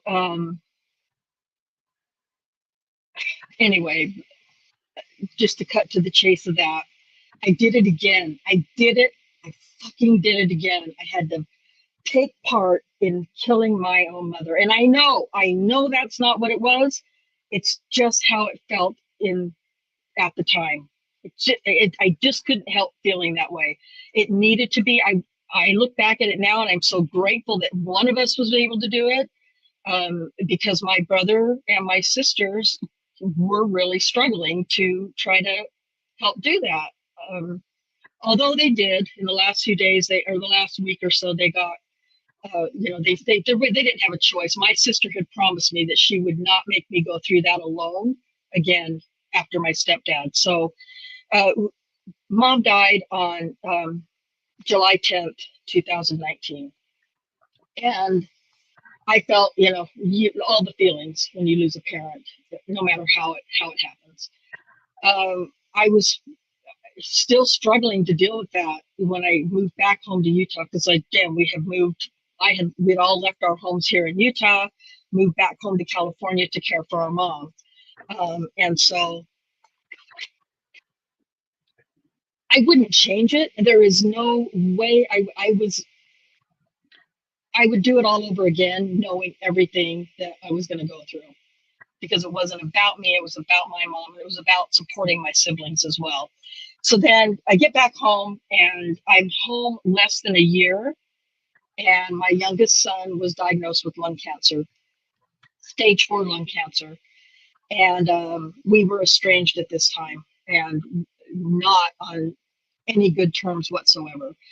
So I had a lot of very misguided guilt that I harbored, at that point. And he, because of our relationship and our estrangement, he said that to me. You just feel guilty, so now you want to be a part of my life, kind of thing. And yeah, that's a whole other story. But anyway, that was in March of 2020. I went to see him in Arizona. We worked everything out. We got, we were able to communicate and get along, and I was trying to help him as much as I could, as much as he would let me, or as much as he would ask me. I went to see him in January. Actually, it was January 20th or 21st of 2021. Nope, January. It was January 6th. January 6th of 2021. I don't know how I could have forgotten that, but anyway. I went to see him, and I spent a week in Arizona with him, and he wasn't bedbound yet, but he was very sick, and I knew he was very sick, and I knew he was in a lot of pain. He was refusing any kind of pain meds. Of course, he was back on drugs, on methamphetamines, and smoking pot, whatever. But so whatever. Went to see him. We spent the week together, and I came back home, and when with the knowing that when, things got to a certain point, because now my sister and I are very familiar with that point, she was going to let me know that, it might be time to come to Arizona. And so she sent me the messages. We were talking on the phone, and she said, he looks better than I don't really think he's that close, Rhonda. I don't think he's that close, but, just in case, if you want to come out, and at least just spend some time. Anyway, I went on March 4th, I believe it was, of 2022, nope, 2021, to see him. And, I didn't know what that was going to be. And I had a one-way ticket is really where at that point, I just took a one-way ticket because I didn't know how long it was going to be. And we spent 72 hours with me, never leaving his side, except for the times that I could get away to use the bathroom, and 1/2 hour period during that 72 hours where he was sleeping, and I managed to go out and eat a half of a grilled cheese sandwich. So that's what we did. I went out there, I spent that time with him, and I was only out there 72 hours, and I lost my son. Same fucking circumstances. I had to also, and it was me by myself. My sister was working full time and not able to be with us, even though my son lived in her house. And so I did it again. I finally got to a point where, we knew it was time, and gave Jason the same comfort drugs I had given to my stepdad and to my mom, and now I'm doing it with my own son. So anyway, Those are all very long stories in and of themselves. So I did give you nutshell versions the best I could. My point is that, it's just been really a shitty, 10 years. My baby sister, the same sister, gave me a purebred, the name of it's just like out of my brain right this second, bull mastiff, purebred bull mastiff that I had been wanting my whole life. She and her husband had their bull mastiff, Harley, and they promised me that when she was old enough to breed and all the things, they would take her back to the breeder they bought her from, and that I would get the pick of that litter because they knew how much I wanted one. And at this point, I needed an emotional support pet. So I went out and, she was pregnant. Harvey's pregnant. We can't wait. I'm like every single day on the phone with my sister. How is she today? And, she called me on video chatting with her the night that Harley was having all the puppies. First puppy out was a black, which was what I wanted, a black female. And she had a little teeny tiny white little, almost kind of like a diamond shaped thing on her neck. And that was my puppy. It's what I had been, literally the exact thing I had been praying for. So poor Harley ended up having, I believe, and for those of you who know about dogs, especially like this breed of dog, this is going to shock you and you're going to maybe really consider strongly that I'm lying to you, but she ended up having 18 puppies. And oh, bless her heart. I don't know how she survived that. I think 6 of the puppies ended up being stillborn or died very soon after they were born. But at any rate, so I get my puppy. That was in September. I get my puppy, my Bella. I had named her, I named her before they were even pregnant with her. I knew it was going to be a black female and her name was going to be Bella. So I got my puppy on Halloween, and I had Bella I have a full-size bed and she was going to, sleep on my bed. Everybody, Rhonda, do you know how big that dog's going to get? Yes, I know exactly how big that dog is going to get. And I want her sleeping right next to me. I'm single. I can have my doggy sleep next to me. And I was training her that way. And that was the whole point. And she was my comfort. I hadn't registered her yet. Because of landlord tenant, legal things I was trying to work out. But at any rate, I was training her that way. I had her for 5 weeks. She got a very rare, it was called a parasite, I guess. And I nursed her between home and the vet for about 5 days. And then she ended up dying just, 5 weeks, 6 weeks after I got her. It was a puppy, but it destroyed me. It did completely destroyed me, and I haven't been able to recover since. It wasn't that my puppy died. It was that all of these other tragedies and all that stuff had taken place first.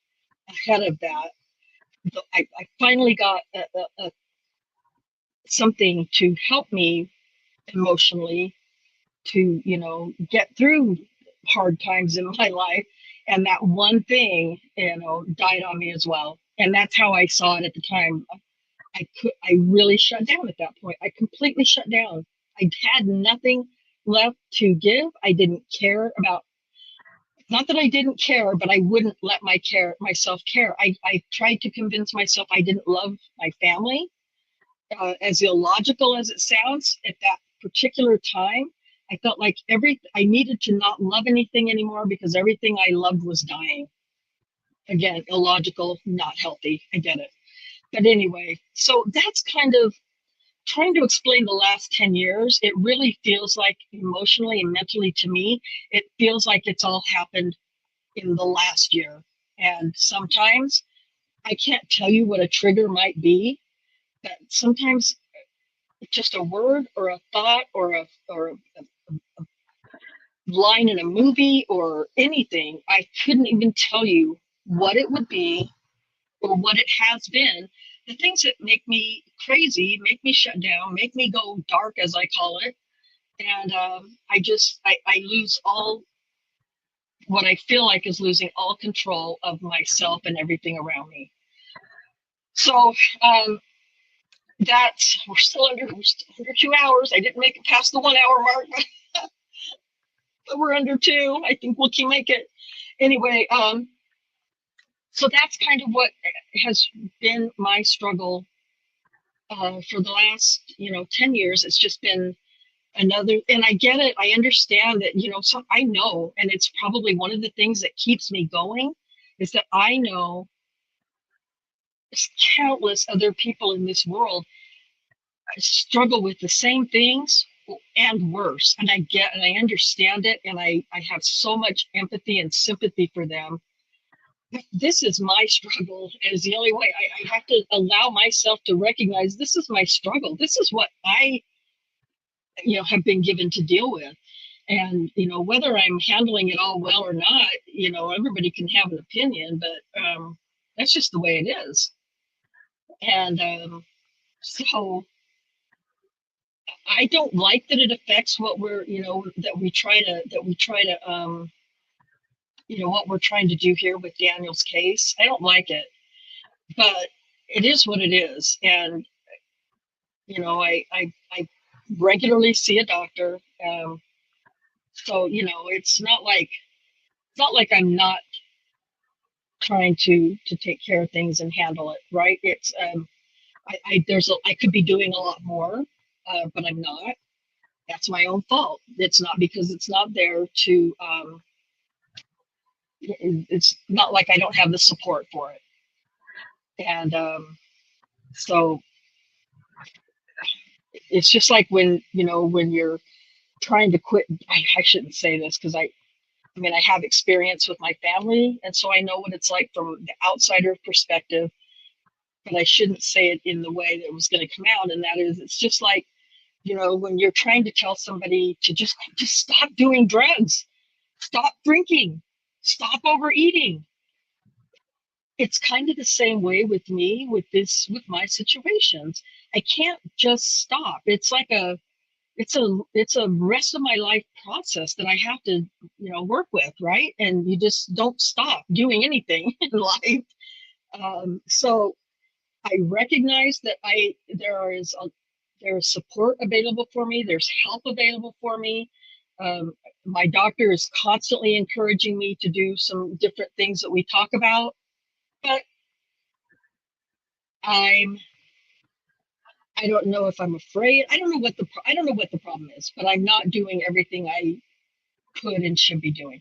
In that sense, my family suffers because of it, which is my grandkids, which is the worst part, is that my grandkids suffer because of it. And the work that I try to do for Daniel suffers because of it. And those two things are very important to me. And so that's kind of, an explanation that I would have rather left to my new channel. But you know what the hell, everybody, you guys might as well know it here on this channel as well. Take it for what it's worth, or, whatever, it doesn't matter. But I just want to let you know, and it's not me trying to make excuses for myself. Maybe it is. Maybe that's what it sounds. Maybe that's what it is to everybody else. And I guess that's probably what it sounds like. It is. I'm just being honest with you and telling you my situation, and why I am flaky. I know I'm flaky at times, and I just, those are probably the biggest reasons why. So I wanted to make sure, since this was just going to be a random, chat, random conversation, I thought I just needed to go ahead and, put that out there for whatever reason. So I was going to talk about the Karen Reed trial, but I'm not going to really very much. I'll just say this. Oh, Jennifer, thank you so much for the donation. I appreciate you. Jennifer, I'm so happy to see you. I love you so much. And I appreciate all of your love and your support. Thank you so much. And I'm sorry, you guys, I haven't been reading the chat. I've been trying to sit still and just think about what I'm trying to say without. And so I apologize for missing all the comments. I'll get back to them in just a minute. But Jennifer, thank you so much. I really appreciate your support and your help. That's really sweet of you. And but I wanted to, so Karen Reed, somebody from Robert's chat a long time ago asked me, I think it was Jonathan, whatever, however, or AKA B Torm, I think that mentioned it. I haven't been on Robert's, I haven't been watching Robert's videos or live streams for a couple of months. I haven't been involved with Off Labels podcast very much because I just can't. Like I don't. My brain isn't handling much more, you know, in the outside world. But I have been listening to the Karen Reed trial. It's kind of an escape in a weird way. I know it's still, you know, whatever, but it's distracting and, you know, keeps my mind occupied from other things that might be thinking about otherwise. So anyway, somebody from Robert's channel asked me if I was ever going to talk about Karen retrial on our channel. And I was like, nah, I don't really think so, because trying to keep it, you know, just wrongful convictions. Well, then it hit me. Well, you know what? This could be what I think could be a wrongful conviction, possibly.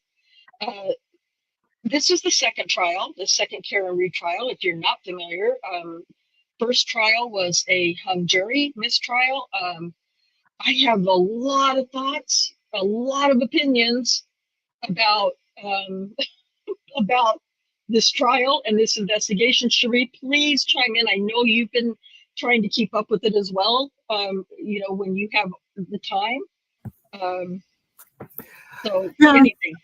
I'm a couple days behind. I'm listening to Alessi's cross of Welcher, I think it is. Oh, So How are you that's all I feeling? got to I say. just have to ask, how are you? I was just going to ask you, how are you feeling about that? He's just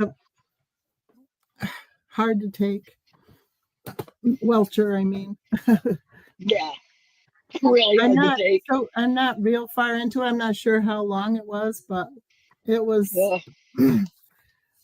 just disgusting how much money they've spent trying to torture this poor woman. Well, yeah, and not only that, because listen, whether you think she's guilty or not guilty, I hope that people can agree that she has not gotten a fair trial in the first time, or is she getting a fair trial this time? That's just my very strong opinion about it. So Welcher, I'm not going to go in. We're not going to talk about any one particular witness at all. But Welcher, other than this, I don't know, Cherie. I can't remember if you watched the Depp v. Heard trial or if anybody in the chat watched it.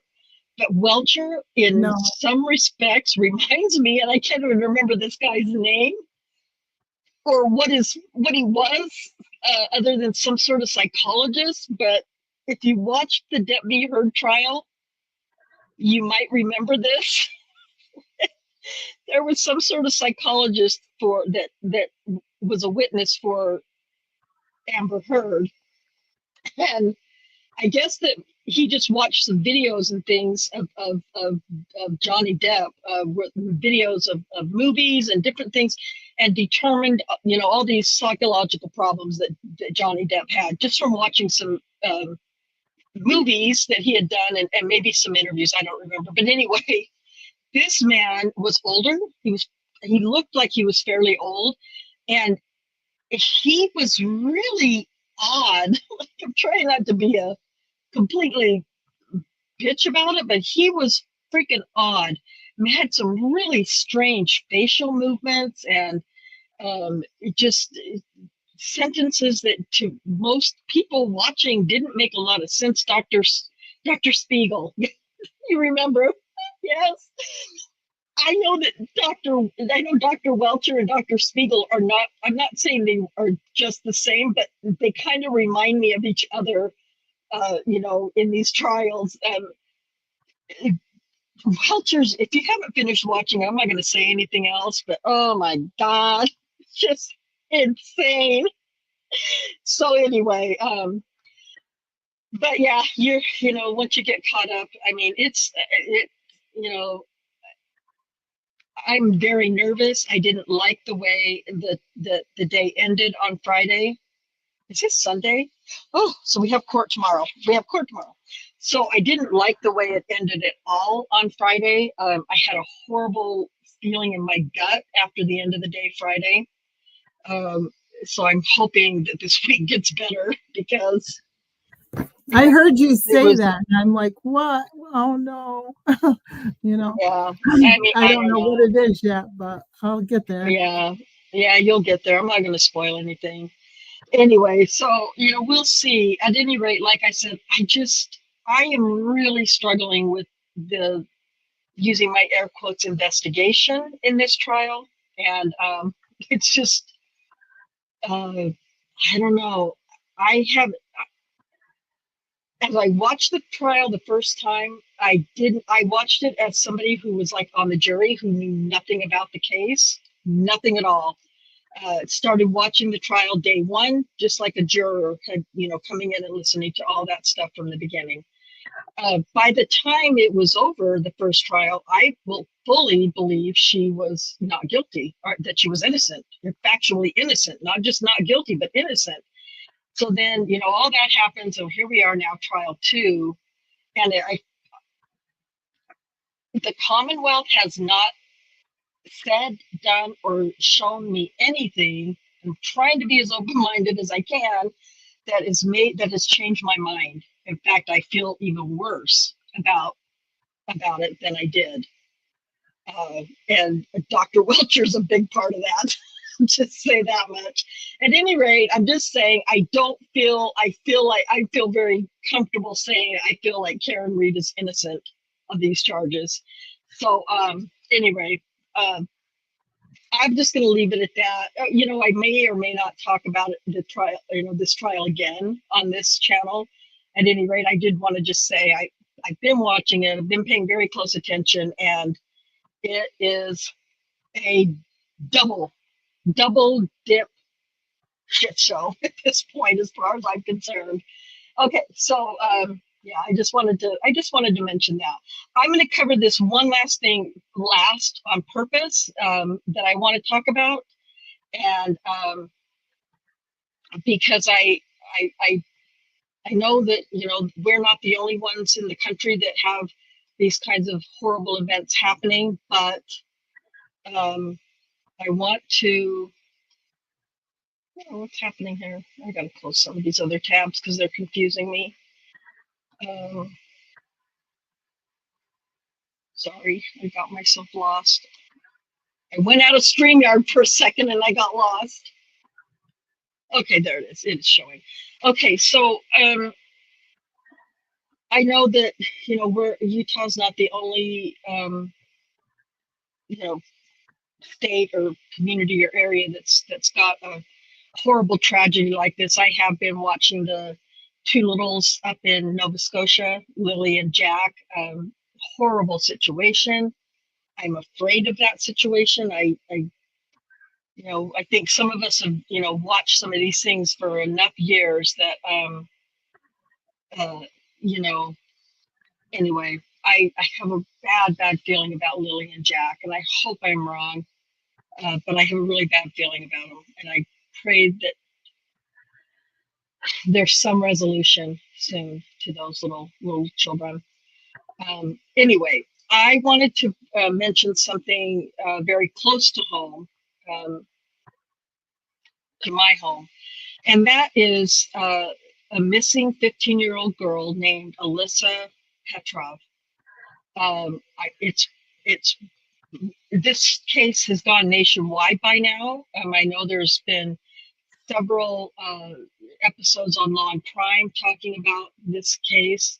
Alyssa, 15 years old, has been missing from her home, or well, not from her home, but missing from Utah since April 21st, 2025. This is a website where that her father has created.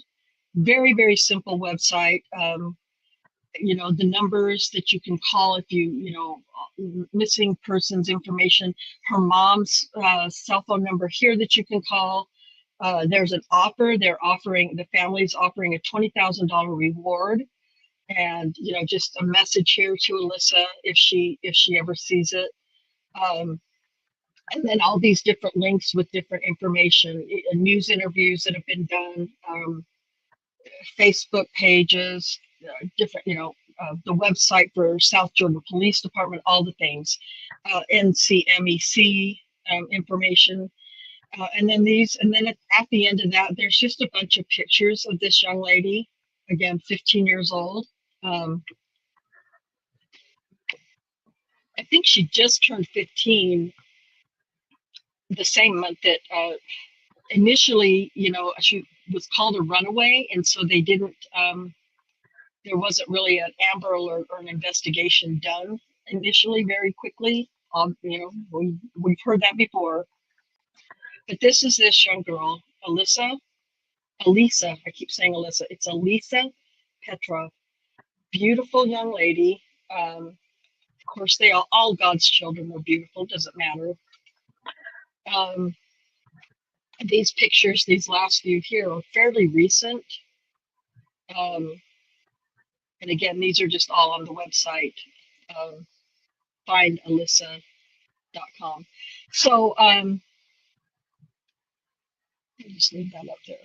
Whatnot, why not? Anyway, we had the Elizabeth Smart case, for instance, way back in, I can't even remember when that was, early 2000s. And 9 months after her kidnapping, she was found alive miraculously. It was like when I woke up that morning and we had that news, I was like, no, I don't believe this. There's no way. Anyway, so we had an amazing outcome with Elizabeth Smart. This young girl, there's evidence, proof that anything that you watch on Not Law and Crime or any other YouTube channels that are covering this, it appears she did run away from home, and she was having regular contact with 3 men who were much, much older than her. And she was having very explicit conversations with these men, not together.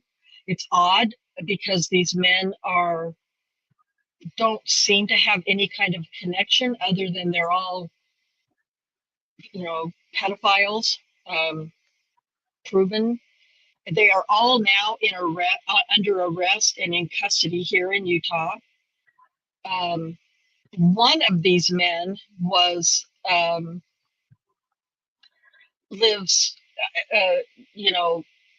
miles, 15 miles from where she lives, I should say. But she lives in the South Jordan area-ish of South Salt Lake, which is, just entering out of Salt Lake County into Utah County where I live. And this man lived in a little town called Harriman. Well, Harriman's exploded over the years, but at any rate, and she attended high school we're not really sure exactly. I haven't seen any names yet, but she was attending like either a private school or a charter school in American Fork. The school that I used to work in was American Fork. So my oldest granddaughter, who's about to be 16 in July, she has friends that know this little girl. I call her a little girl. She's 15, but to me, they're still little girls at that age, especially. But at any rate, she's missing. The last information we have about her that I've seen, I haven't looked at anything from today, but from the last thing I saw, there's a video of her in a convenience store in Provo, Utah. And she was trying to get help using a stranger's phone to make contact with somebody. It wasn't her parents, but somebody. This is according to a stranger, I believe. Um, and listen, if you want like the one factual information, I'm just giving you bits and pieces that I can remember from hearing about the thing about it and watching her parents' interviews and things like that, stuff from Law and Crime. But so if you want like a more detail, Gavin Fish on YouTube is doing really great coverage. Profiling Evil, he actually lives here, as a former retired detective here in Utah. Gavin Fish is doing really good coverage. Of course, Law and Crime is doing really good coverage about this case. But she was asking, or agreeing to meet these men, and you know the stuff, the probable cause affidavit that I've read, that regarding the man who lives in Harriman, that she was having contact with on an old iPad, because her mom had taken her phone away from her, and she found an old iPad and was Snapchatting and Instagramming and all the ways that kids can freaking anyway. So there were horrible, explicit, graphic conversations in this probable cause affidavit against this. His name is Mike. I think Michael's. I can't. Anyway, his screen name was Samich. Is Mitchell. His last name is Mitchell. Anyway, he was arrested. They have warrants for and seized all of his devices, and there's a ton of evidence and proof of this little girl being in contact with these three men. One was from Texas and one was in Florida. The one in Florida got an attorney and then turned himself in up here in Salt Lake City. It's just crazy. Anyway, this is a very close to our home situation. And I mean, while we want every missing child to be found, when it's closer to home, I think you kind of tend to take a little more notice and spend a little bit more time thinking about it. So definitely, it's been a very long time. We're going on, 6 weeks now that this little girl's been missing. Yes, she was reported first as a runaway, but based on the conversations that she's had with at least these three men that they have proof of, and nobody has seen her since she got on. We call it tracks here in Utah. Our train is called tracks. She got on a tracks train in Provo, and nobody has seen her since then. She was headed to Las Vegas. That much we know, because that's where the guy in Florida told her to meet him. I don't want to see or hear any comments about, well, she was asking for it, or she was chatting with this guy and knew what he was. I don't want to hear any of that shit from anybody. She's a child. She just barely turned 15.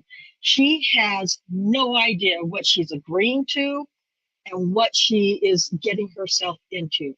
She's got whatever situation going on at home.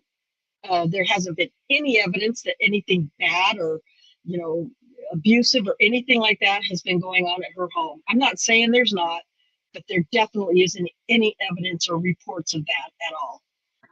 And she has no idea. Nobody can convince me that a 15-year-old understands and knows what they're getting into. They just don't know. And they think they do, because we all thought we did at 15, right? We were the smartest people in the entire community when we were all 15 years old. How did you know? Because I just remember, how smart we all were at 15, 14, some of us 13. And our parents were, and other adults are and were, the stupidest, most uneducated, illiterate people in our lives. I know, right? I'm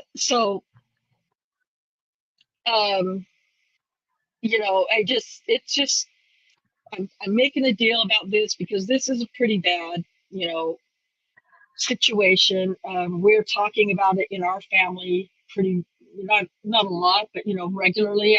Like I said, a granddaughter who's about to be 16, and she is not allowed to have a phone uh, probably ever again until she's 18.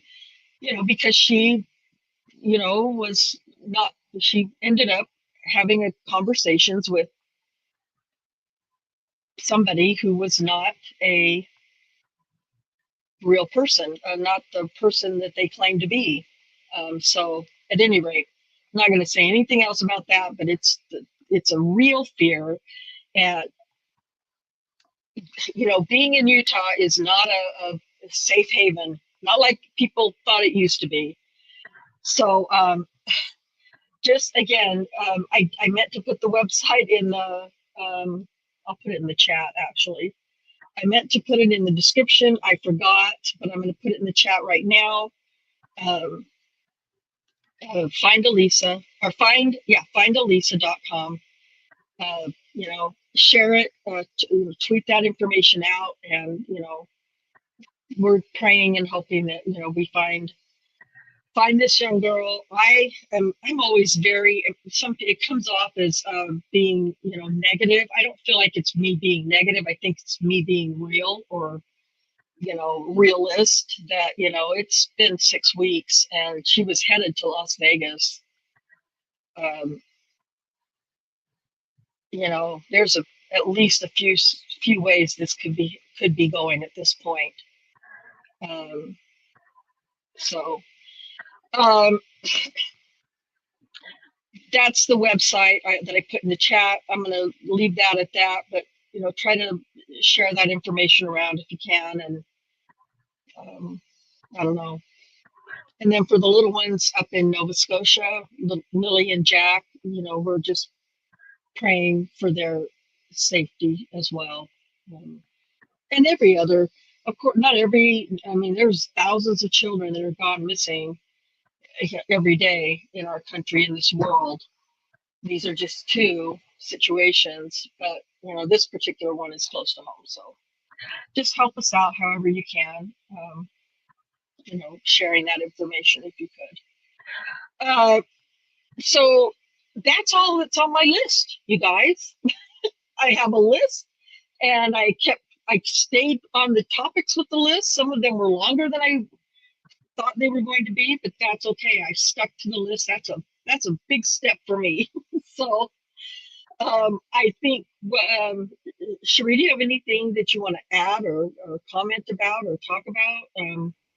You got a lot of supportive comments in the chat. I should go. I'm really sorry. I haven't been looking at these chats. I'm horrible. I'm so sorry. Should I go through and read some of these, Cherie? Back when you were telling us about this stuff you've endured over the last 10 years. Yeah. And again, I hesitated saying it because I'm not saying it to garner sympathy or anything like that. I mean, I'm not the only one who has horrible problems in their life. I'm just sharing it to, I don't know, as part of why I'm not mentally well a lot of the time. So I do want to try to. I want to try and at least highlight some of these comments. And I don't want anybody thinking that I'm ignoring you or that I'm not, responding or appreciative of all your comments. So we talked about the peaches that I wish I had, and with the ice cream. And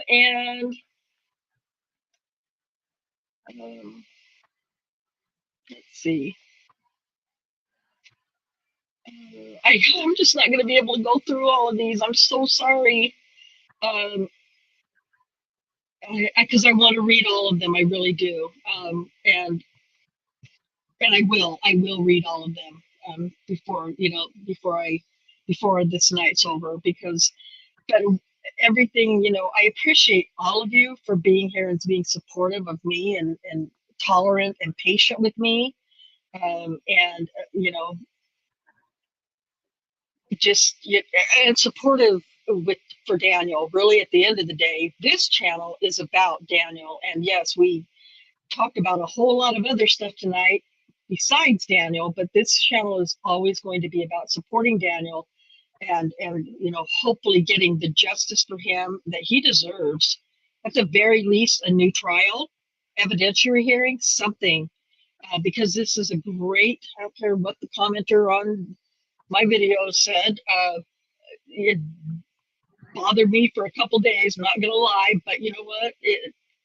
We know what we're doing. We know what our purpose is. We know the audience we're reaching or not reaching, but we're still doing the work that we can. So, that's better than that person's doing, because he's only willing, or he or she is only willing to look at some other sources. And then if he finds those sources credible, then he might be willing to look at some of what we've done over the last several years. Well, okay, that's fine. You do you. But we know what we're doing. We know what our worth is and our value is. More importantly than any of that is Daniel knows, and Daniel appreciates it regardless. So, uh, I just happened to catch this one. I asked Grok to summarize why people believe he's innocent, and it gave me an entire book. Are you talking about Daniel? I don't know if he's even still here. That's been a long time ago. But I'm assuming he's. I think so. And Yeah. And he says, wait, one of the accusers was a man? Well, not one of the 13, but one of the. I think there was ultimately 21. And it was one of those that was a man, and he very quickly admitted that he had lied. Oh, never. Okay. So yeah, that's true though. Yeah, I would imagine that Grok probably offers a whole ton of stuff. Hopefully at some point in the future Grok will offer our channel as a source. who the I mean, heck I know is it's not Grok? right. Grok, it's X's version, I guess you would say, of AI. Oh, okay. I've been more I've had more luck with Grok than I have Chat GPT. I don't like using any of it, let's just be honest. But when I have something that I really can't seem to find for my own information, I prefer to use Grok, but that's just me. So sorry, I'm very just trying to. I promise you guys, I'm going to read through all of your comments. Cherie, is there one in particular or some in particular you think we should talk about or address? Or I wish I had been able to Not pay off the closer top of attention. my head, but everybody is rooting for you, and Well, I know that. I appreciate and love you guys all so much. And you know what? I need to just get over here. I don't care how many people are here or how many people, whatever, but we're going to go ahead and give away. Or should I wait? Maybe I'll wait. I'll just wait. Cherie, should I wait and save the last 5 for the next time we're live? I'll wait. okay. I get 10 a month. We're not going to be doing a live stream next weekend. I already know that. So we'll save the last 5 for next time we're on live, and spread that around a little bit. Besides, we're almost done with this one, so I want to make sure it's done more at the beginning. So anyway, pardon me. So we're going to go ahead and I'm going to read the rest of these comments from you guys later. And please don't hesitate to leave a comment, after we're done here. And, if you want to go back to the last 2 videos we did and, comment about anything really, but, if you have anything you'd like to add to the person that was, telling me how we're doing it all wrong, please feel free to do that. Listen, I'm not going to be deleting anybody's comments from there. I mean, links that you want to drop. I don't know if YouTube automatically deletes links, but I don't. So I don't delete any of your comments. And so if you want to go and comment, anything back to this individual or anybody else, or just make your own comment, please feel free to do so. And then of course, for tonight's live stream, anything that you'd like to add, just, if you haven't already liked this video for tonight, even if you didn't like it, you can even give a thumbs down and it still applies to the algorithm from what I understand. So, just take the second that it takes to like it, and do that for me. If you haven't already subscribed, go ahead and do that for us. And we're just going to keep doing what we're doing for Daniel. I'm going to be, tossing in, getting ready to do this second channel. I'm going to get that up and going this week. Well, before we go live in 2 weeks with Daniel's stuff.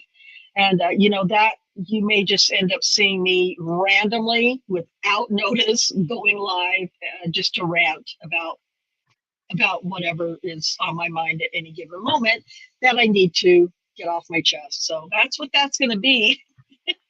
So again, it's not something I'm trying to make money from, or it's all very therapeutic, I guess. It's just going to be my own, a form of self therapy for me, because a lot of times for me to be able to get past any one particular thing or many things, I just have to say it out loud. So that, depending on how much of that you like and appreciate or laugh at, we'll let you know, and you can definitely join us on that channel as well. So, with all that being said, though, I don't think there's anything else to cover. I need to end this so you guys can go and, do whatever. And Cherie, no final comments other than what you said already, right? No, I'm good. And thank you, everybody, for being here with us. Yes, absolutely. Thank you. Go have, a fresh peach or some peach iced tea or some regular iced tea, and enjoy the rest of your Sunday night. And until next time, peace out.